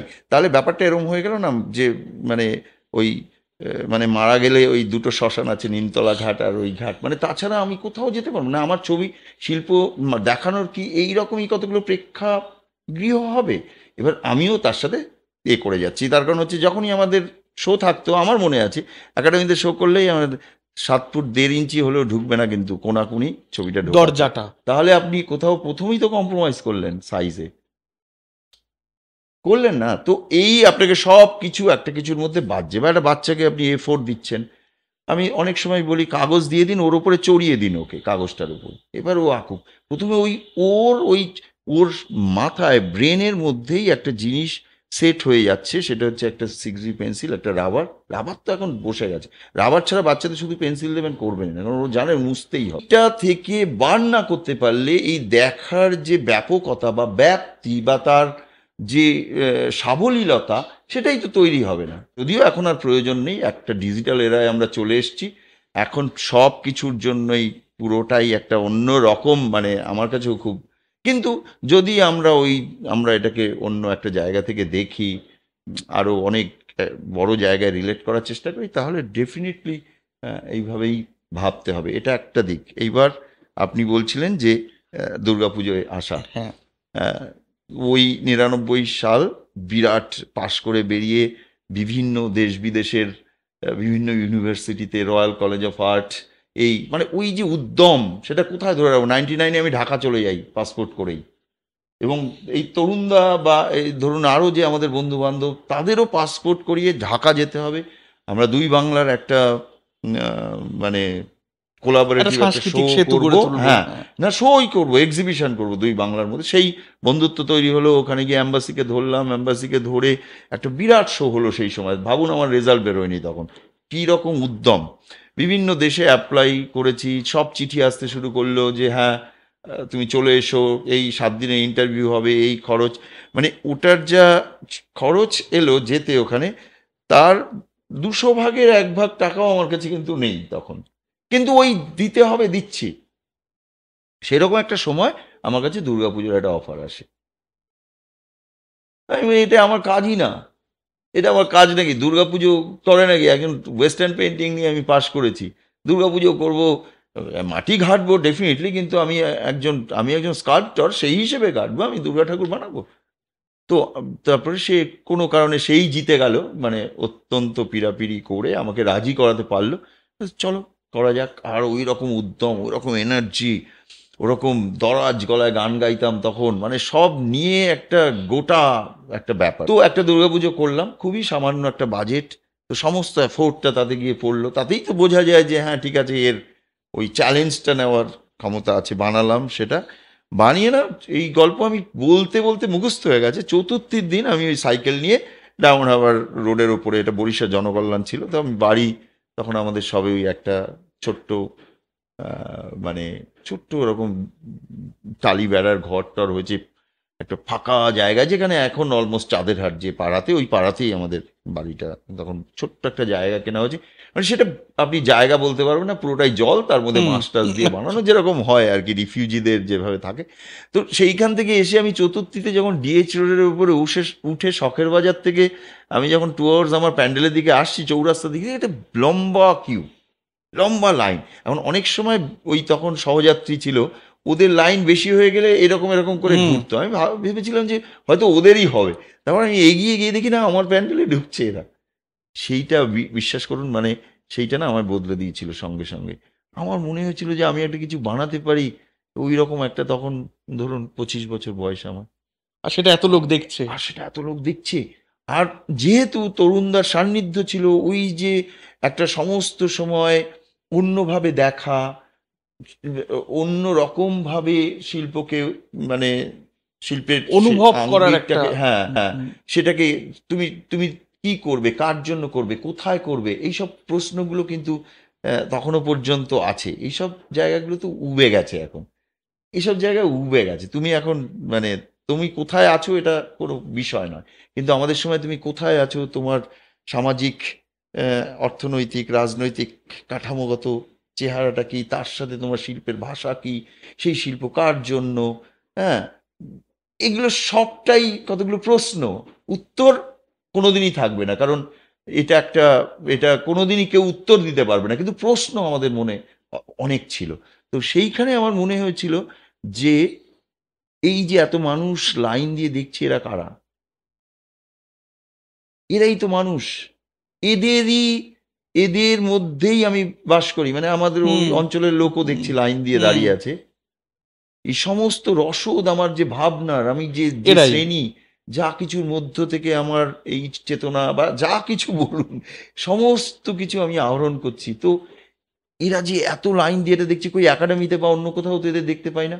তখন মনে হয়েছিল যে ওই কথাটা আমার নয়, কিন্তু কথাটা আমি রিলেট করেছিলাম যে শিল্পের সঙ্গে মানুষের একটা বিস্তর দূরত্ব তৈরি হয়ে আছে, এবং সেটা আমরাই করেছি, ওই কৌলিন্যের নামে করেছি আমরা।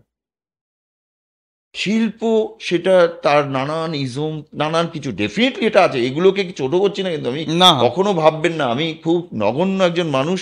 এই একটা বিরাট পথ, তার মধ্যে আমি একজন। কথা বলছেন যে এক্সপ্রেশনিজম থাকবে, হ্যাঁ, ওরিয়েন্টালিজম থাকবে, সবকটা ইজম থাকবে, সবই থাকবে, কিন্তু শিল্পের সঙ্গে মানুষের একটা সংযোগ সাধনও থাকবে। কিন্তু থাকবে না, থাকতেই হবে। আর্ট জনসাধারণের হবে। আর্ট মানুষের জন্যই তো। আপনি ভাবুন, আমি যে শিল্প করি, বা আপনি যদি কিছু ভাবেনও, আপনি সমস্ত সময় যে কোনো প্রকাশের প্রথম প্রাইমারি শর্ত হচ্ছে অডিয়েন্স। আপনি বললে শুনবে কে? ঠিক, আপনি লিখলে ঠিক, পড়বে কে? ঠিক। আপনি আঁকলে দেখবে কে? এখন ঘটনা হচ্ছে এইটা কখনো কখনো আপনি নিজেও হতে পারেন। তাহলে আপনাকে ৩টে সত্তাগত জায়গায় নিজেকে বিচরণ করতে হবে। আপনি তখন খুব ওপরে বসে ছবি আঁকলেও, যদি আপনি যে হ্যাঁ ঠিক আছে আমার মাচায় বসে ছবি আঁকতে হয়, তাহলে ভিউয়ারের সময় আপনাকে আপনাকে ভিউয়ার নেমে হতে গেলে এসে নিচে নেবেই দেখতে হবে। সেই সত্তাটাকে আপনার মধ্যেই ক্রিয়েট করতে হবে। এইটা কিন্তু আমরা বেশিরভাগ সময় আমরা শিল্পকে খুব আলাদা করে দেখি, জীবন থেকে বিচ্ছিন্ন করে দেখি বলেই এই বিচ্ছিন্নতাগুলো তৈরি হয়। আর শিল্প একটা বিরাট ব্যাপার, যে শিল্পের কথা আমরা বলছি তার সংস্কৃতির মাটিতে লালন পালন হওয়া উচিত বা হয়। তো অন্য সংস্কৃতির, যেমন আপেল গাছে এই মাটিতে লাগালে হবে না, জাম গাছ আমেরিকায় নিয়ে লাগালে হবে না, তো তার সঙ্গে সম্পৃক্ত হতে হবে। তাই বলে আপনি বলবেন জাম লোকাল, মোটেই না। জামের সমস্ত ওই গুণাগুণ আছে, সেটা গ্লোবাল হওয়ার সমস্ত কোয়ালিটি জামের মধ্যে আছে। আপনি মানছেন না, বাজার অর্থনীতি পুঁজিবাদ মানছে না, কারণ তাদের তাদের ট্যাগ আছে, তাদের নির্দিষ্ট কতগুলো মানে এজেন্ডা আছে। বাট আমার দেশের একটা জাম, আমার মাটির যদি একটা জাম, আমি এইভাবে শিল্পকে বুঝি, চর্চাকে বুঝি। দেখুন, আমি শিল্প টিল্প বুঝি না, আমি চর্চাকে বুঝি। চর্চা মানুষকে অ্যালাইভ রাখে, সেটা কখনো ভিজুয়াল আর্টের মধ্যে প্রকাশ পেতে পারে, আমার কথায় প্রকাশ পেতে পারে, আমার অ্যাপ্রোচে ব্যবহারে প্রকাশ পেতে পারে, তো যে কোনোভাবে প্রকাশ পেতে পারে। আর কিছু না কিছু করে তো আমি বেঁচে আছি, আমার জীবিকা আছে। সেটা তার হয়, কখনো এটা মিললে খুবই ভালো, তা মিলেছে আমার। কিন্তু আপনি ভাববেন না শুধু যে আমি আমার ক্রাইসিস, অর্থনৈতিক ক্রাইসিস ছিল বলেই সেটা আমি থেকে দুর্গাপুজো উত্তরণের করছি, জন্য করেছি এমন একদমই নয়। নয়। কিন্তু ওয়ান অফ দ্য মানে মানে মানে বিগেস্ট রিজন ওয়াজ ইকোনমি। সাংস্কৃতিক পয়েন্ট অফ ভিউ, রাজনৈতিক পয়েন্ট অফ ভিউ। 100% না, নিজের বিকাশ দরকার ছিল, হুম, সেটা নিয়ে হুম। তো আমি কনসার্ন ছিলাম। খুব ছোটবেলা থেকে আমি বুঝতাম যে আমার মধ্যে একজন শিল্পী আছে, তো সেটা কোথায় বিকশিত হবে, কোন মাটিতে হবে।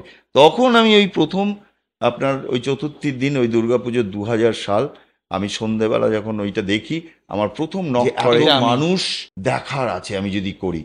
আর কিছু মানুষ আছে যারা আমাকে একটা মিনিমাম মানে একটা অর্থের যোগান দিতে পারবে, তাহলে আমি এটা তো ব্যবহার করতে পারি। এক হচ্ছে আমার নিজের বেঁচে থাকার প্রয়োজনে, শিল্পী হিসেবে আমার বিকাশের শিল্পকে আমার জায়গাটা। বিকাশের জায়গা। ঠিক। এটা কিন্তু খুব ইমোশনাল, কম বয়সে হলেও যে হয়েছে তা কিন্তু নয়। Rational decision, প্রচন্ড rational decision রেশনাল making। ছিল। এবং তারপরে সেই বাস্তবটা আপনি দেখেছেনও জীবনে। আবার অর্গানিক ভাবে আপনার রাজনৈতিক বোঝাপড়াটাও একরকম ভাবে তৈরি হয়েছে, একদম যাদের সঙ্গে মিশেছেন তাদের সঙ্গে। একদম আমার খুব কোনো রাজনৈতিক পরিচয় নেই, কোনো রাজনৈতিক পরিচয় নেই। আপনি বলতে চাইছেন কোনো দলীয় রাজনৈতিক কোনো দলীয়, পরিচয়? ডেফিনেটলি আমি ভুল বললাম। আমার কোনো দলীয় রাজনৈতিক পরিচয় আমার নেই। কারণ আমি যে সময় বড় হয়েছি, ওই বললাম আমি কাস্তে হাতুড়ি এঁকেছি, আমাকে দিয়ে বোফোর্স আঁকানো হয়েছে, আমাকে সবাই শিল্পী হিসেবেই দেখেছে। আমি কোনো দাদা মামা কাকার কাছ থেকে কোনো দিন কখনো হাত পাতি। আপনি একজন শিল্পী, এটাই আপনার হ্যাঁ, রাজনৈতিক। দেখুন, আমি ওখান থেকেই আমার বিকাশ চেয়েছি, আমি আমার নিজের লড়াই আমি নিজে লড়তে চেয়েছি। হ্যাঁ, ডেফিনেটলি আমি কাউকে আলাদাও করছি না, আমি হয়তো বড় কথা বলা হয়ে গেল এটা, কিন্তু আমি ওই ধরনের ফেভার কখনো আমি কারো কাছে চাইনি। ঠিক, তাহলে বুঝতে পেরেছি। তাহলে চাঁদের হাট তৈরি হতো না, বুঝতে পেরেছি। চাঁদের হাট তৈরি হওয়ার আগেই গুড়িয়ে যেত। দুর্গা প্রতিমা, সেটা নানা রকম হয়, আর্টের ঠাকুর, হুম, ডাকের সাজ, তার যে ইতিহাস, প্রতিমা, শোলাপিত, হুম, ক্লে মাটির গয়না হুম, পরে হুম, রয়েছেন হুম, ঠাকুর। তো তার তো একটা ইতিহাস আছে, হুম, ধারাবাহিকতা হুম, আছে। হুম, একজন সে অর্থে, আর আমরা জানি মানে আমরা এভাবে দেখে এসেছি যে কুমোরের মানে দুর্গা মূর্তি গড়ার কাজটা প্রজন্মের পর প্রজন্ম কুমোর বাড়ির ছেলেরাই করবে। হুম, তো আপনি, অর্থাৎ তাদের হাতে মাসেল মেমোরিতে রয়েছে, তাদের জিনে রয়েছে, এরকম একটা ধারণা করা হয়। আপনি তো সেই জায়গা থেকে আসেননি, আপনি হুম, আর্ট কলেজ থেকে এলেন। হুম, এসে আপনি এনকাউন্টার করছেন দুর্গা প্রতিমাকে। হুম, হুম, আপনার শিল্প হয়ে উঠছে দুর্গার প্রতিমার হয়ে ওঠাটা, হুম, ওটাই আপনার মিডিয়াম। এবং ওই জনতার সামনে জনতা আপনার পরীক্ষা নিচ্ছে, খুব হুম, পরিষ্কার কথা। হুম, হুম, আর্ট কলেজে তো মানে বা হুম, গ্যালারিতে তো 20 জন দেখবে, এখানে একটা ব্যাপক এক্সপোজার।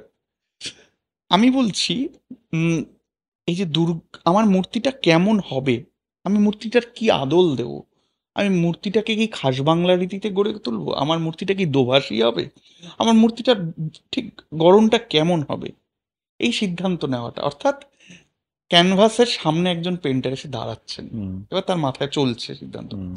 এই সিদ্ধান্তটা কিভাবে হয়, কিভাবে ঠিক করে, এই প্রসেসটা কি? আহ, দেখুন, আমি আগেও বললাম, শিল্পী হওয়া মানে এটা কিন্তু একটা সত্তাগত আহ, জায়গা। আমি জানি না, আমার মধ্যে সমস্ত সময় এটা না প্রবাহের মতো একটা ভাবনা, হুম। একটা প্রসেস। আপনার সাথে কথা বলছি, ওটা কিন্তু চলছে। হুম। ওটা কিন্তু সমস্ত সময় তির তির তির তির করে চলছে। কোনো ভাবনাই কোনো জায়গা থেকে আমার মনে হয় শুরু হয় না নতুন করে, কোথাও শেষও হয় না। হুম। ওটা শুরু হয়েছে, বড় হয়েছে আস্তে। এবার আপনি সেটাকে কিভাবে জাগ্রত রাখবেন আপনার মধ্যে, এটা অল অ্যাবাউট ইউর প্র্যাকটিস। এটা চলতে থাকে ফল্গু ধারার মতো। এই যে আমি কখনোই, দেখুন, আপনি একটু আগে ইতিহাসের কথা বলছিলেন, আমি খুব, ইতিহাস তো আছেই, আপনি লেখা হলেও আছে, না হলেও না আছে। হলেও আছে। আপনার সাথে যখন বসেছি এটা করতে, সেটাও এই সময় ইতিহাসেরই অংশ হয়ে গেছে অলরেডি। আবার আমরা একটা ভবিষ্যতের কথাও সবসময় আমাদের মধ্যে। তো আমার এটা হচ্ছে যে আমি যে এখন যে অবস্থান করছি, সেটা হচ্ছে একটা কন্টেম্পোরারিনেস, যে ঠিক আছে, হুম। এই তিনটে সময়ের একটা বোধ, সেটা এক হুম। জায়গায় হয়, সেই হুম। মোহনার জায়গাটাই হচ্ছে আমার কাছে কন্টেম্পোরারি। ঠিক আছে, তো আপনি কাদা দিয়েও কন্টেম্পোরারি আর্ট করতে পারেন, আবার আপনি খুব মানে এই সময়ের একটা মিডিয়াম দিয়েও আপনি ট্র্যাডিশনাল আর্ট করতে পারেন। তো আমার কাছে রোজ যে কাজটা একই কাজ করে, সেটা যদি ক্যানভাসে ভরে আর শ্রেষ্ঠ গ্যালারিতেও লাগায়, সেটা ট্র্যাডিশনাল।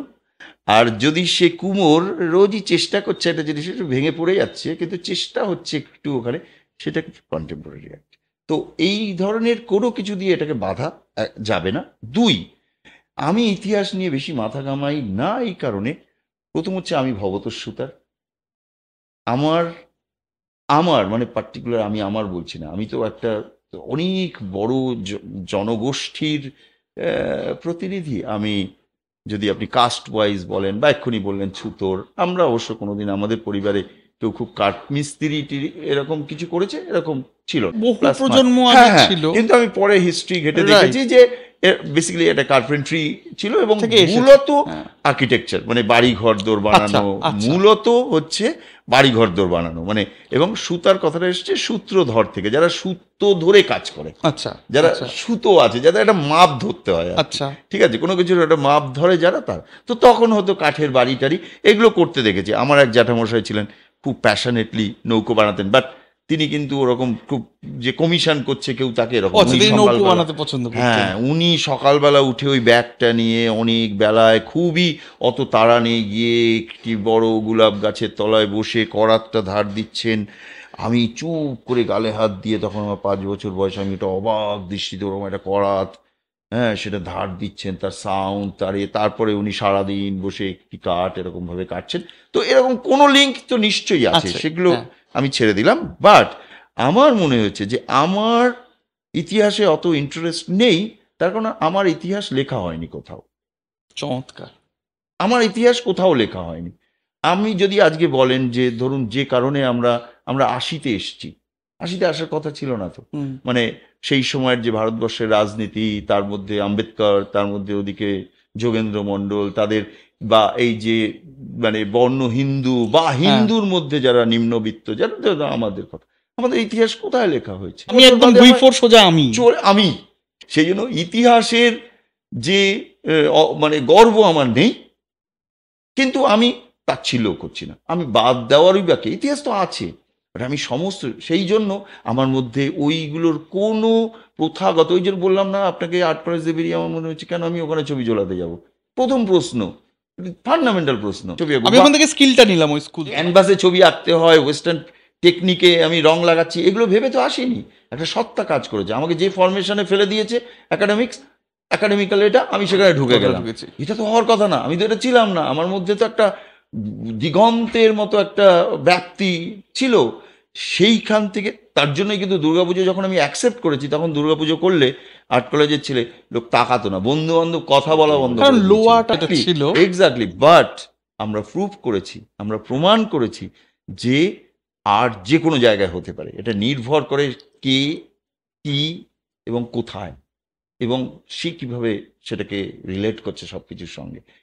আমি অন্তত চেষ্টা করেছি, অন্যরাও, আমার দৃঢ় বিশ্বাস যে এটা আমার একক প্রচেষ্টা না, আরও এটা একটা ফ্রেটার্নিটি দুর্গাপুজো যারা আজকে এই জায়গায় নিয়ে এসছে। এইখানেই হচ্ছে আমার এই, এবার মূর্তিতে আসি। মূর্তিও আমার কখনো মনে হয়নি যে এটা একটা টিপিক্যাল প্যাটার্ন, এই মূর্তিটার আমার ইতিহাস জেনে মূর্তি বানাতে হয়। ইতিহাস জেনে মূর্তি বানাতে গেলে তো তুমি ভুল ভাল ইতিহাস, তো তাহলে তুমি ভুল বানাও। আমার যে প্রত্যেক, যে আমার যে মোমেন্টাম অ্যাজ অ্যান আর্টিস্ট, আমার মধ্যে যে এই মুহূর্তে যে স্পার্ক, সেটা ইতিহাসে কোথায় আছে? সেই স্পার্কটা আমি অনেক কিছু, রাস্তা দিয়ে হেঁটে যাচ্ছে এক মহিলা, আমি তাকিয়ে থাকি এইসব জায়গায়, অনেক সময় ভয় লাগে যে আমি একজন মহিলাকে এভাবে দেখছি, তার বাহু দেখতে, তাকে দেখছি আমি, হ্যাঁ অ্যানাটমি উঠে এসছে, তার দৃঢ়তা উঠে এসছে, বা আমি তাই চেষ্টা করি। আমি আমার হাড়ের গঠন নেব, মেদ নেব, আয়তন নেব, ভর নেব। আপনি এইখানে কাজ করার সময় আমি মাসি রান্না করে তাকে বসিয়ে শুট করেছি, প্রথম দাঁড় করিয়ে, কাপড়টা পরে। কি চমৎকার, কি চমৎকার। মাসি রান্না করতে আসে, তো আমি বললাম মাসি এদিকে আসুন তো, স্থূল একটু চেহারাটা। আমি বলি আপনি আসুন। ওই দুর্গার সামনে ওখানে ফটোগ্রাফটা ঝুলিয়ে এবার করা হচ্ছে, দুর্গাটা দুর্গাই, এটা রেফারেন্স একটা, কিন্তু মাসি হচ্ছে আমার রেফারেন্স। তো দিস ইজ, এইটা হচ্ছে মোমেন্টাম। এর কখনো কোনো ইতিহাস ধরে আসতে পারে নাকি? কি ডাকের সাজ, হ্যাঁ ঠিক আছে হতে পারে। আর্ট কি আমি ইজম ধরে করবো নাকি আজকে? সে এত হালকা যে তার উপরে আপনি কিচ্ছু রাখতে পারবেন না। তো সেই রকম একটা জিনিস। তো আপনি নিজেকে সেখানে নিজেকে কতটা হালকা করতে হবে যদি আপনাকে ওখানে প্রতিষ্ঠা করতে হয়, তো অত ভারী জিনিস জলের মতো, হ্যাঁ জলের মতো। তো আমি এখন ডাকের সাজ, হ্যাঁ অবভিয়াসলি ডাকের সাজ একটা, আমি যখন প্রথম ওই বর্ধমান রাজবাড়ির দুর্গার মূর্তি, তার সাজ দেখি, আমার মধ্যে এসে আমার মনে হয়, আমি নিজেই বলি আমাদের দেশে এমন এমন কিছু আমাদের লোকজ, যেগুলো ধরুন বাঁকুড়ার ঘোড়াটা আমার কাছে বিস্ময়, আমার কাছে পুরুলিয়ার ছৌয়ের রাক্ষসের মুখোশটা বিস্ময়। পৃথিবীর যে কোনো আর্টের কাছে আপনি নিয়ে ফেলবেন, যে কোনো মিউজিয়ামে ফেলবেন, লাইন, ফর্ম অ্যান্ড কালার এর এই রকম অভূতপূর্ব তার ব্যালেন্স এবং তার যে সমঝোতা। আমরা একজনও পটশিল্পীর কালীঘাট পটুয়ার নাম জানি না, অথচ মাতিস সেই পট সংগ্রহ করেছে। এক্স্যাক্টলি। তো এইগুলো কিন্তু একটা ভয়ঙ্কর রকমের আমাদের মধ্যে একটা অ্যাম্বিগুইটি, আমরা ইতিহাসে আমাদের স্থানই দেওয়া হয়নি। আমরা তো কোনো পটুয়ার কথা জানি না, কোনো বিদ্রোহ নেই সেটা নিয়ে। এটা নেই বলেই ইতিহাসে আমি নেই বলেই ইতিহাস আমায় টানে না, ইতিহাসে আমি নেই। আপনি বোধহয় এভাবে বড় হয়েছেন বলেই, আপনার এই ইতিহাসটা আপনি বহন করছেন বলেই, এভাবে ভাবতে শিখেছেন বলেই, জীবনকে এভাবে দেখেছেন বলেই আপনি নিজেই আসলে লাথি মেরে ওই হাই লো এই ব্যাকরণগুলো ভেঙে দিয়েছেন। এখন ধরুন যারা দুর্গা প্রতিমার পেছনে চালচিত্রটা আঁকেন, প্রজন্মের পর প্রজন্ম আঁকছেন, যে মালাকাররা অনুসারী কাজগুলি করেন দুর্গা প্রতিমার, যে কাজগুলি ছাড়া একটা প্রতিমাকে তৈরি করা যাবে না, বা যারা শোলার কাজ করেন, যারা রিবনের কাজ করেন, যারা চুল তৈরি করেন দুর্গার যে কারিগররা, তাদের কথা, তাদেরকে লোকেট করার জায়গা তো আমাদের নেই, ছিল না। আপনি কিন্তু নিজে কারিগরদের সম্পর্কে, আমি বলবো দুর্গা কারিগরদের সম্পর্কে, আপনি তাদের সঙ্গে অন্তর্লীন হয়ে গিয়েছেন। আপনি নিজে একজন দুর্গা কারিগর, আবার আপনি সেই কারিগরদের সঙ্গে সমানুভূতি, একই উচ্চতায় দাঁড়িয়ে তাদেরকেও তুলে আনার কথা ভেবেছেন, তাদের হুম। গল্প মানুষের সামনে হুম। তুলে ধরেছেন, হুম। আপনার লেখায় তাদের কথা হুম। এসেছে। আপনি যদি এই যে এতগুলো বছর আহ, দুর্গা প্রতিমা গড়ার কাজে, আহ, গোটা চালচিত্রটা তৈরির কাজে যে কারিগরদের দেখেছেন, যাদের হুম। কথা জেনেছেন, তাদের কথা একটু বলেন। আমি আর্ট কলেজ থেকে একটা ওই প্রথাগত শিক্ষাই নিয়েছি, একটা সিলেবাস ফলো করে সেখানে যে শিক্ষা হয় সেটাই আমরা পেয়েছি, সবার জন্য সমান। কিন্তু দেখুন, আপনি তো সব কিছু, আপনি তো বীজ তো পেলেন, হুম। সবাইকেই একটা করে আহ, দিয়ে দেওয়া হলো, কিন্তু আপনি বীজ পুঁতবেন কোন মাটিতে? কিন্তু তারপর সেটা যখন বাস্তবের মাটিতে এসে পড়েছে, মানে দুর্গাপুজোর মতো একটা ক্ষেত্র যেটার কোনো আকার আয়তন আলাদা করে নেই, মানে ধরুন উম, আমার সঙ্গে কাজ করছে একদম প্রত্যন্ত গ্রাম থেকে চাষ দিয়ে একটা মানুষ চলে আসছে। চাষটা আর অদ্ভুত একটা সময় দুর্গাপুজো হয়, মানে সেই সময় ওই এই এই বর্ষার এই চাষটা দিয়ে ওরা চলে আসে, কোনো কাজ থাকে না, কিন্তু শুধু একটু মাঝে মাঝে ওরা ওই বিষ টিষ দিতে যায় বা কিছু ঘাস পরিষ্কার করতে, এই সেই। এইবার যদি আপনি ইকোনমিক্যালি দেখেন, তাহলে গ্রামের মানুষের ইকোনমি যখন ওই লিকুইড ক্যাশটা তারা নিয়ে যায় এখান থেকে ওই গ্যাপে, হুম। সেইটা তাদের লাইভলিহুডে একটা বিরাট সেটা খুবই এফেক্টিভ একটা জায়গা ইকোনমিক্যালি।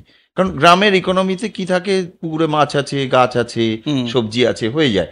কিন্তু লিকুইড ক্যাশটা থাকে না বলে ওদের ফার্দার ইকোনমিক্যাল এটা ডেভেলপ তৈরি হয় করতে না, পারে আর না। করতে পারে হুম। না। সেটা দুর্গাপুজো করেছে কিছুটা, এটা আমি খুব ভালো করে নোটিশ করেছি। এবং এরকম ভুরি ভুরি উদাহরণ আমার কাছে আছে, সেগুলো শুনলে একেবারে ম্যাজিকের মতো মনে হবে। এটা একটা দিক। দুই, আমি কি পেলাম সেটা হচ্ছে যে প্রথাগত এইরকম একজন, মানে এইরকম একটি কলেজ থেকে ওয়েস্টার্ন পেইন্টিং নিয়ে তার সমস্ত টেকনিক মেথড সব কিছু শিখে এসে যখন সেটা এইখানে পড়লো, পড়ে এই যে একটা ইন্ডিজেনাস কোয়ালিটি যে মানুষের মধ্যে আছে, প্রত্যেকটা গ্রামের মানুষের মধ্যে আমি মনে করি মেজরিটি ভিলেজ পিপল, যাদের মধ্যে এই ধরনের মানে পরম্পরাগত কতগুলো দক্ষতা আছে, হুম। যেটা আমরা অ্যাড্রেসই করি না, বা যেটাকে আমরা কোনো রকম ভাবে কোনো রেকগনাইজই করি না, ঠিক আছে? তার একটা ওই এখানেও খুব একটা জায়গা আছে, ওই ব্রিটিশরা শহর এবং গ্রামকে এমনভাবে ভাগ করে দিয়ে গেছিল যে ওইটা গ্রামের মানুষ পিছিয়ে, শহরের মানুষ এগিয়ে, ঠিক। গ্রামের মানুষ কালচারালিও পিছিয়ে, ঠিক। শহরের মানুষ কালচারালি, ওইটাই হাই কালচার। ওটা হাই কালচার, এটা লো কালচার। সেই জন্য আমাদের মধ্যে ওই গ্রাম্যতা, তোর মধ্যে একটা গ্রাম্যতা আছে, গাইয়া, গাইয়া। এইসব নানান শব্দ নানানে আমরা ব্যবহার করি। কিন্তু আমি দুর্গাপুজো করতে এসে দেখেছি যে বরঞ্চ আমি আপনাকে বলবো যে এটা যথেষ্ট আবেগপ্রবণ হয়ে যাওয়ার কারণ আছে। দুর্গাপুজোর মাঠই আমাকে শিল্পী তৈরি করেছে, আমাকে শিখিয়েছে অনেক কিছু। এবং আমার শেখাটা কিন্তু শুধুমাত্র আজকে কিন্তু আমি ওই কিভাবে অয়েল লাগাতে হয়, কিভাবে আপনার একটা স্কাল্পচারকে কিভাবে দাঁড় করাতে হয়, তার আর্মেচার, বিরাট বিরাট আর্কিটেকচার যদি আপনি ধরেন আমরা দুর্গাপুজোর মণ্ডপকে, তার মধ্যে ওই আর্কিটেকচারাল সেন্সগুলো সমস্ত কিছু, এগুলো সবই কিন্তু আমি, অন্তত আমি মনে করি যে আমি এদের কাছ থেকে শিখেছি।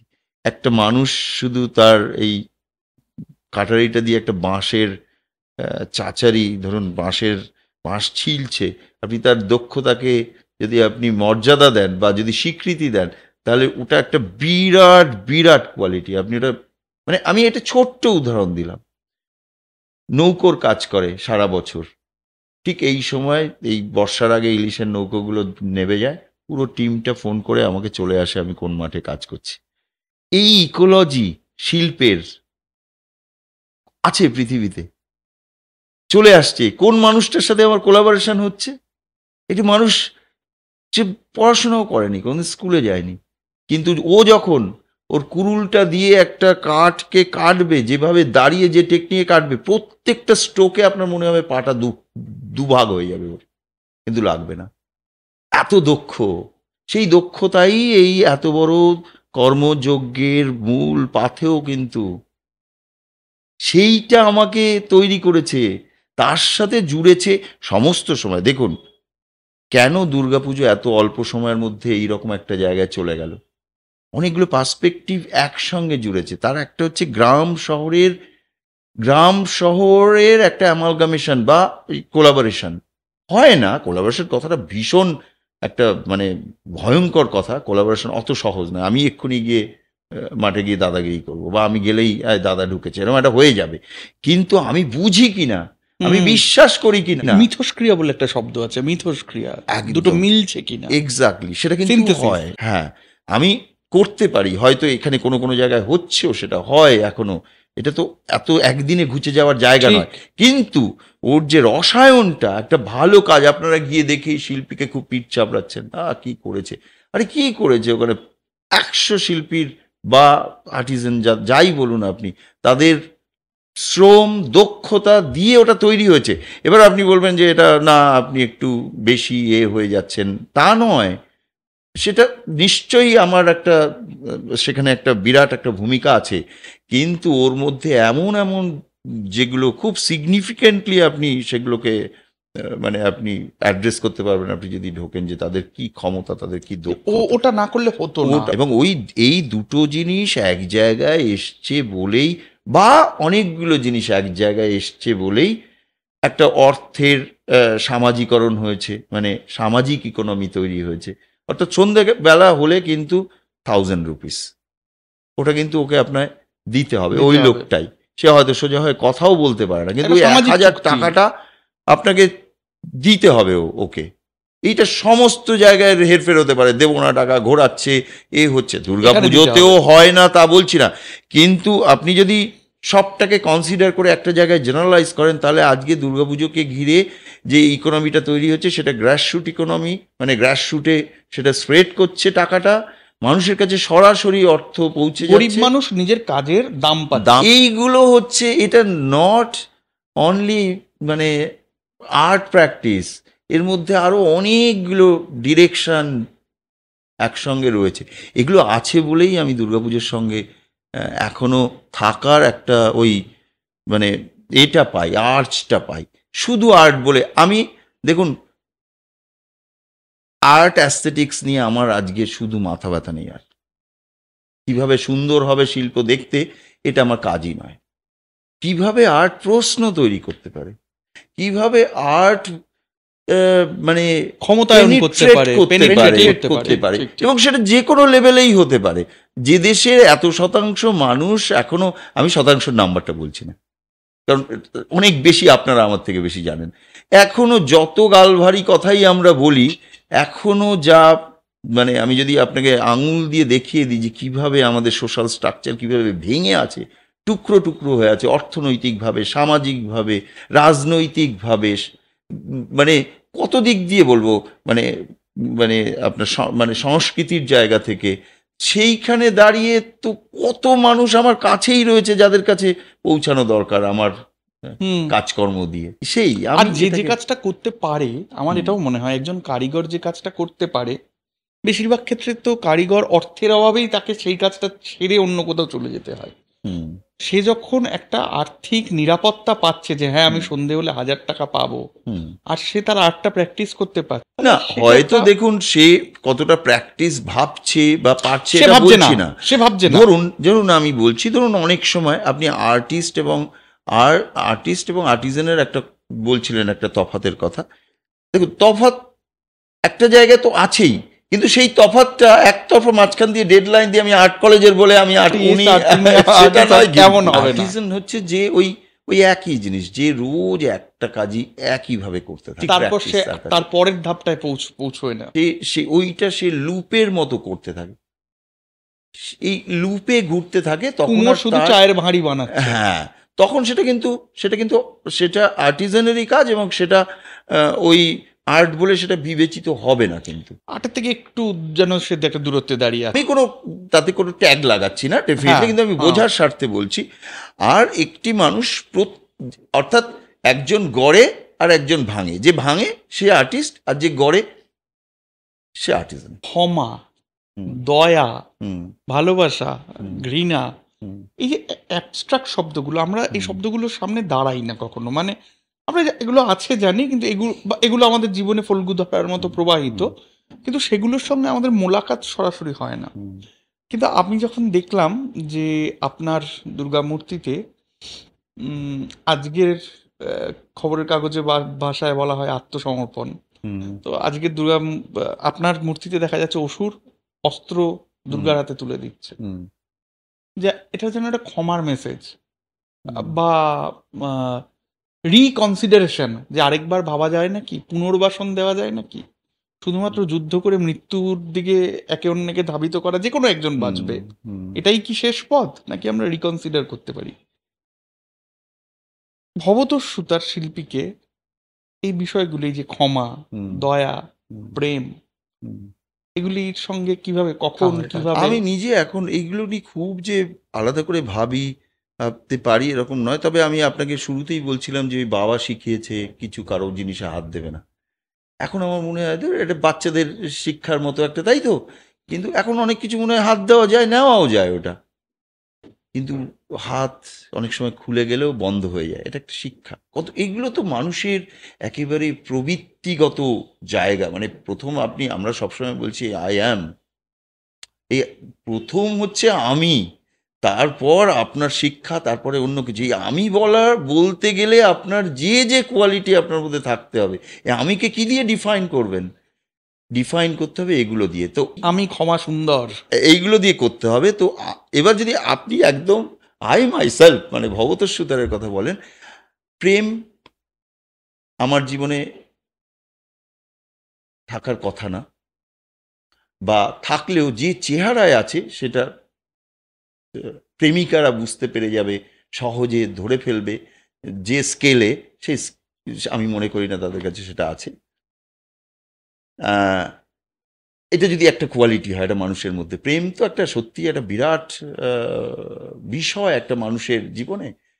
সব রকম প্রেম মিলিয়ে মিশিয়েই আমি প্রেম শব্দটাকে করছি। সেটা আমার জীবনে একটু মানে সেটা শক্ত, একটু স্বাভাবিক নয়, কারণ আমার গ্রোথও স্বাভাবিক নয়। কিন্তু ক্ষমা যদি বলেন, এবার আপনি বলবেন যে আপনি কে, কাকে ক্ষমা করতে পারেন? আমি নিজেকেও ক্ষমা করতে পারি। আমি বা যদি আমি সেটাকে আরো একটু আহ, করেই বলি নিজের কথাই, তাহলে আমি দেখেছি যে আমার সব থেকে বড় যদি কোনো গুণ থাকে, যেটা আমি নিজেই বলছি আপনাকে, সেটা হচ্ছে আমি ক্ষমা করতে পারি। আমার কাছে মনে হয় না যে কোনোটাই এক্সট্রিম নয় আমার কাছে। আমার মনে হয় ভুল, এবং এটা এটা থেকে আবার শুরু করা যায় যে কোনো জায়গাতে। সেই জন্য আমার কোনো চিরশত্রু বলে আমার কেউ নেই। আমার যাকে আমি মনে করেছি এই মানুষটির সঙ্গে আর নয়, সেই মানুষটির সাথে তার দেখা গেছে যে কোনো একটা সময় আমার এত বন্ধুত্ব হয়েছে, এত বন্ধু, আমি নিজে নিজে হাসি কখনো কখনো আয়নায়, যেটা কি। তো সেই জন্য কোনো কিছু এক্সট্রিম নয়, শেষ বলে কিছু হয় না, শুরু বলেও কিছু হয় না, একটা অল আর হ্যাপনিংস। রিকনসিডারেশনের একটা জায়গা। ওইটাই আপনি, ওখানেই তো আপনার ক্ষমতা যে আপনি সব কিছুকে হজম করে ফেলতে পারেন, সব কিছু। হ্যাঁ, খুব মানে তাৎক্ষণিকভাবে রাগ হয়, অভিমান হয়, অভিযোগ তৈরি হয়, সব হয়, কিন্তু একটা সময়ের পরে সেটা আবার ডিসলভ হয়ে গিয়ে সেই আমার বন্ধু হয়ে উঠতে পারে। সেটা একটা আমার মনে হয় যে আমাকে টিকে থাকতে, বা এই যে একটা কনসিস্টেন্সি, একটা দীর্ঘদিন, শুধু দুর্গাপুজোর মাঠকে খুব আবেগপ্রবণ হয়ে বললে তো হবে না, একটা ক্যানভাস, এই যে প্রক্রিয়াটার মধ্য দিয়ে যাই 25 বছর ধরে, কত মানুষকে ডিল করতে হয়, কত ধরনের মানুষ, কত, এ তো একটা সুখের স্মৃতি বললাম, কত দুঃখের আছে, কত অপমানের আছে, সেগুলো তো বলছি না। কিন্তু সত্যি এটার সঙ্গে টিকে থাকা যায় মানুষকে, ওই একটা ওই ওই ক্ষমার জায়গাটা যদি আপনার মধ্যে থাকে, যে না, এইগুলো সবটাই রিয়েলিটি, এগুলো আছে, মন্দ আমার মধ্যেও আছে, ভালো আমার মধ্যেও আছে, আমার মধ্যেও সংশয় আছে, অন্যের মধ্যেও আছে। তো খুব কখনো কখনো তাৎক্ষণিকভাবে অন্যকে মনে হচ্ছে যে হেভি ভুল কথা বলছে, আমি সবটা ঠিক বলছি, কিন্তু রাতে গিয়ে তো মনে হয় যে না, ওর কথার মধ্যে আর একটু শোনা যেত। অনেকটাই সত্যি ছিল, আমারটা তো সেইগুলো কিন্তু একটা বোধ, সেগুলোই আপনাকে মেডিসিন আগলে রাখে বা আলগা করে রাখে মাটিটাকে নিরেট হওয়া থেকে। আপনি নিজেকেই, এইগুলো চর্চা বলে। চর্চা মানে ক্যানভাস ভরানো নয়, চর্চা মানে কতগুলো দুর্গা প্রতিমা, কতগুলো অ্যাওয়ার্ড, এটা নয়। আমি নীরেন চক্রবর্তীর একটা কবিতায় পড়েছিলাম, আলগা করে রাখি আঙুল আঁকড়ে ধরে রাখার জন্যে। দারুণ, আমরা একটা দারুণ। শেষাংশে চলে এসেছি, যে কথাটা না বললেই নয় আপনার ব্যাপারে কথা বলতে গিয়ে। আমরা বিদেশে দেখেছি যে হিপিরা একসঙ্গে থাকছে, হুম, একটা কমিউনিটি তৈরি করে আর্ট প্র্যাকটিস করছে। আমাদের এখানেও কৌম রয়েছে, হুম, এবং আপনি নিজেই কথা বলতে বলতে কৌমর যে গুণগুলি তার কথা হুম, বলছিলেন, যে হুম, একটা একটা সামাজিক গোষ্ঠী, তারা হুম, একটা কাজে দক্ষ। হুম, যেমন দেখি আমরা তাঁতিপাড়া, হুম, তারা তাঁত বোনাতেই হুম, দক্ষ, তাদের হুম, একটা ওই হুম, বৌদ্ধিক জ্ঞান রয়েছে। হুম, তো এইরকম ভাবে আপনিও আপনারা অনেকে মননশীল মানুষের, মননশীল শিল্পীর হুম, একটা কৌম গড়ে তোলার কাজ দীর্ঘদিন ধরে করছেন, দীর্ঘদিন। হুম, যে হুম, তোমরা এই ছায়াতলে হুম, সকলে সমান, কোনো ভেদভাব নেই, সকলে একসাথে কাজ করো, একসাথে হুম। বাঁচো। এই আইডিয়াটা কোথা থেকে পেলেন? এবং এইটা তো একটা অন্য ভবতোষ-সুতারের জার্নি। আইডিয়াটা একদমই আমার নয়, আইডিয়াটা তো একদমই আমার নয়। আমি এটাকে বহন করি মাত্র। আর আইডিয়াটা তো বললাম তরুণদার, যিনি হুম, আমার প্রথম, তার সঙ্গে আমার প্রথম কথাটাই হচ্ছে ছবি আঁকবে, আমি রং আমি তুলি রংটা দেবো। দেবো। তো সেটা দিয়ে বুঝেছিলাম যে না, ঠিক জ্যাকটা বড়। তো এই হচ্ছে ওনার আইডিয়া। তারপরে আমরা সেই বয়সে কম বুঝতাম, কিন্তু আমাদের আবেগ, মানে আমাদের উৎসাহ, আমাদের পরিশ্রম করার ক্ষমতা সব কিছুই বেশি, স্বাভাবিক, একটু আগেও বলছিলাম। উনি আমাদের সেটা পেনিট্রেট করতে পেরেছিলেন। আমাদের সমস্ত আবেগ, এনার্জি, মানে আমাদের তো যেহেতু কিছু ছিল না, তাই ওটা অনেক বেশি ছিল। সবাইকে উনি অ্যাকুমুলেট করেছিলেন এবং বোঝাতে পেরেছিলেন যে একসাথে বাঁচতে হবে, একসাথে ছবি আঁকতে হবে, একজন আরেকজনের পরিপূরক হয়ে উঠতে হবে। এইটা করা হয়েছিল। তারপরে আস্তে আস্তে আস্তে আস্তে সেই আবেগকে আমরা এবং তার মধ্যে কতগুলো ফিলোসফিক্যাল বা কতগুলো আইডিওলজিক্যাল এ পয়েন্ট ছিল। তার মধ্যে একটা হচ্ছে, আমরা হাত পাতবো না কারো কাছে, কোথাও হাত পাতবো না আমরা কারো কাছ থেকে। আজকে যদিও আমরা গ্র্যান্ট পেয়েছি, রিসেন্টলি আমরা একটা হুম, ছোট গ্র্যান্ট পেয়েছি, খুব, সেটা যে আমরা অর্থের জন্যই নিয়েছি সেটা নয়, একটা অ্যাওয়ার্ড আমরা পেয়েছি সেরগিল ফাউন্ডেশন, সেটা প্রচণ্ড, সেটা একটা খুব প্রেস্টিজিয়াস অ্যাওয়ার্ড। দিল্লিতে সেরগিল ফাউন্ডেশন আছে, দেওয়া হয় 90টা এরকম নানান ধরনের কালেকটিভ গ্রুপ হুম। বা ইন্ডিভিজুয়াল মিলে অ্যাপ্লাই করেছিল, মানে এতগুলো জমা পড়েছিল, আমরা মানে পেয়েছিলাম। সেটা একটা খুব প্রেস্টিজিয়াস। বাট আমাদের খুব প্রথম থেকেই শেখানো হয়েছিল যে কোথাও হাত পাতবো না আমরা এই কাজের জন্য। আমাদের নিজস্ব স্টুডিও থাকবে, আমরা একসঙ্গে থাকবো, আমাদের বড় হাঁড়িতে রান্না হবে এবং আমাদের মানে 20 কিলো মাংস রান্না হতে পারে এরকম কড়াই আছে, আমাদের হাঁড়ি আছে।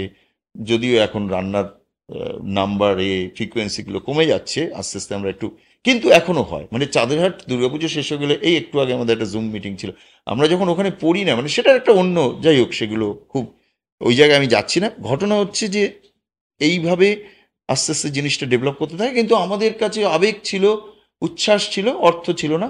দুর্গাপুজো জুড়ে গেল, আমরা নিলাম।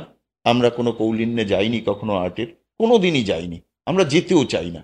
কারণ আমার ছোট্ট জীবন, এর মধ্যে এত ডিভিশনে আমি এসব নিজেকে করে লাভ নেবই নেই। না। আমি তো হ্যাঁ। বলেছি, আমার দর্শক হবে মাঠে ঘাটে রাস্তায় সব জায়গায়, ঠিক আছে? তো এই দর্শ থেকেই কিন্তু আমরা চাঁদেরহাট গড়ে তুলি। তারপরে দুর্গাপুজো থেকে আমি, তরুণদার ওই সময়কারের ছাত্রদের মধ্যে আরো কয়েকজন ছিল,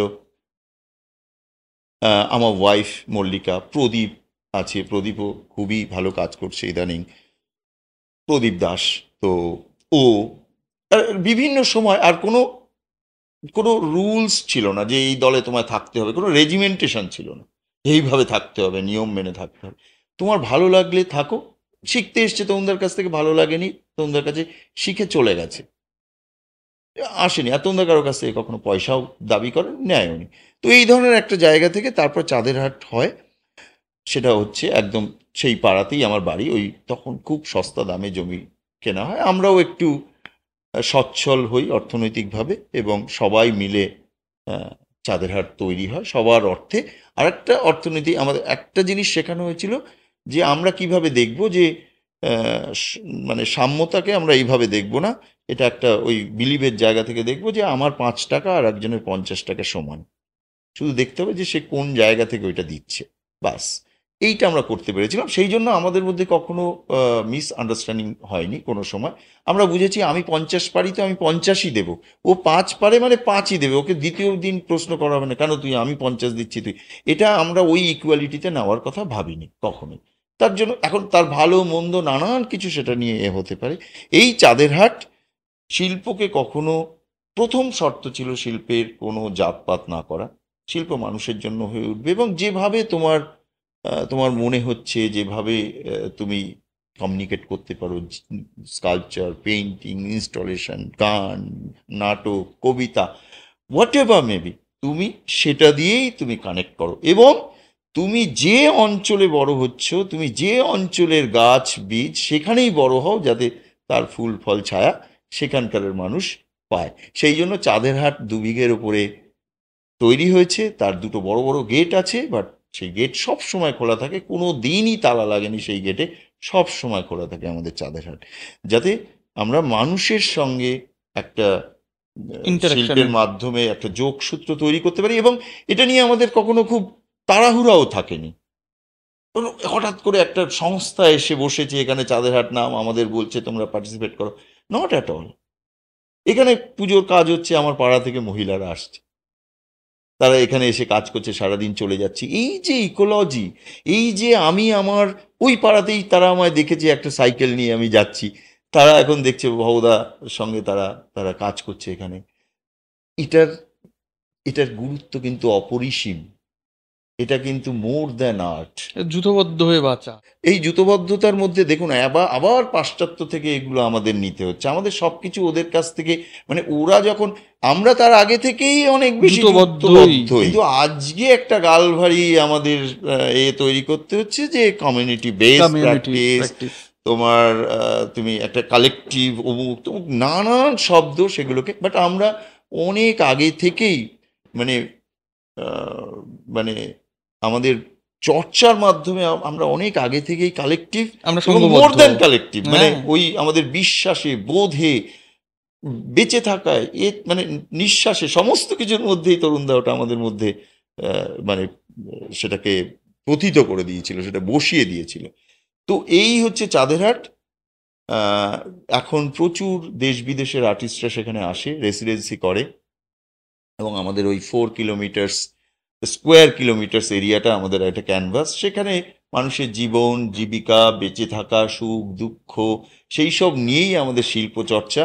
ওখানকারের পরিবেশ, প্রকৃতি, ওখানকারের জল, আবহাওয়া, ফুড, কালচার, সব নিয়েই আমাদের এই, সেটাই আমাদের চর্চার ক্ষেত্র। তো এই হচ্ছে একটা মোটামুটি মানে চাঁদের হাটের জায়গা, আহ, চাঁদের হাট, চাঁদের হাটের প্রেক্ষাপট। এটা 30 বছর আগে অলমোস্ট তরুণদার বাড়ির চাতাল থেকে শুরু হয়েছিল। আজকে সেটা একটা অলমোস্ট মহিরুহ, এবং অনেক বেশি লোক চাঁদের হাটকে এখন ইদানিং কলকাতার মানুষ খুব ভালো করে চেনে, কিন্তু অনেক বেশি লোক বিদেশে চেনে। আর ইদানিং, ইদানিং না, আমরা প্রায় বছর 5 আগে, না আরো একটু আগে, প্রায় বছর 10 আগে আমরা শান্তিনিকেতনে একটা জায়গা কিনেছিলাম। সেটাও শান্তিনিকেতনের মধ্যে নয়, একটু এক্সটেন্ডেড শান্তিনিকেতনে, মানে কোপাইয়ের ওদিকে। সেখানে আমরা চাঁদের হাটের একটা এক্সটেনশন তৈরি করছি, গতবারই ডেভেলপ হয়েছে সবকিছু। তো এইটাই হচ্ছে আমাদের ভবিষ্যৎ।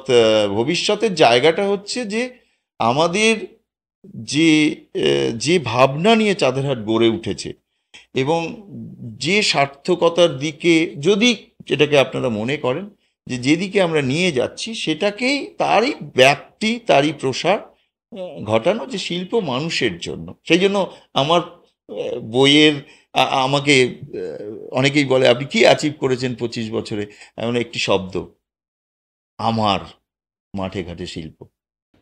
চমৎকার। মাঠে ঘাটে শিল্প চলুক, চাঁদের হাটের যে আহ, যে আদর্শ হুম। একসাথে জুতোবদ্ধ হয়ে উম, আহ, আহ, শৈল্পিক বেঁচে থাকা এবং তার মধ্যে কোনো ভেদাভেদ না একদম, রাখা, একদম, সেই জয়যাত্রাও চলতে থাকুক। আর ভবতস্যুতার আমাদের দুর্গাপুজো যে যে কৌলিন্য, হুম, সেই সমস্ত কৌলিন্য, ইতিহাস ইত্যাদি সমস্ত কিছুকে দূরে রেখে নতুন একটা বোঝাপড়া তৈরি করতে সাহায্য করুন। আহ, এই শুভেচ্ছা, এই প্রার্থনা নিয়ে আজকে শেষ করছি। ধন্যবাদ আপনাদের সবাইকে। অনেক ধন্যবাদ, অনেক অসম্ভব ধন্যবাদ। ভালো লাগলো, মানে কথা বলতেও তো কখনো খুব ভালো লাগতে হয়, মানে আপনি যেভাবে বলছিলেন খুবই ভালো লাগলো। খুব সুন্দর সময় কাটলো আপনাদের সঙ্গে। অনেক ধন্যবাদ, অনেক ধন্যবাদ। নমস্কার।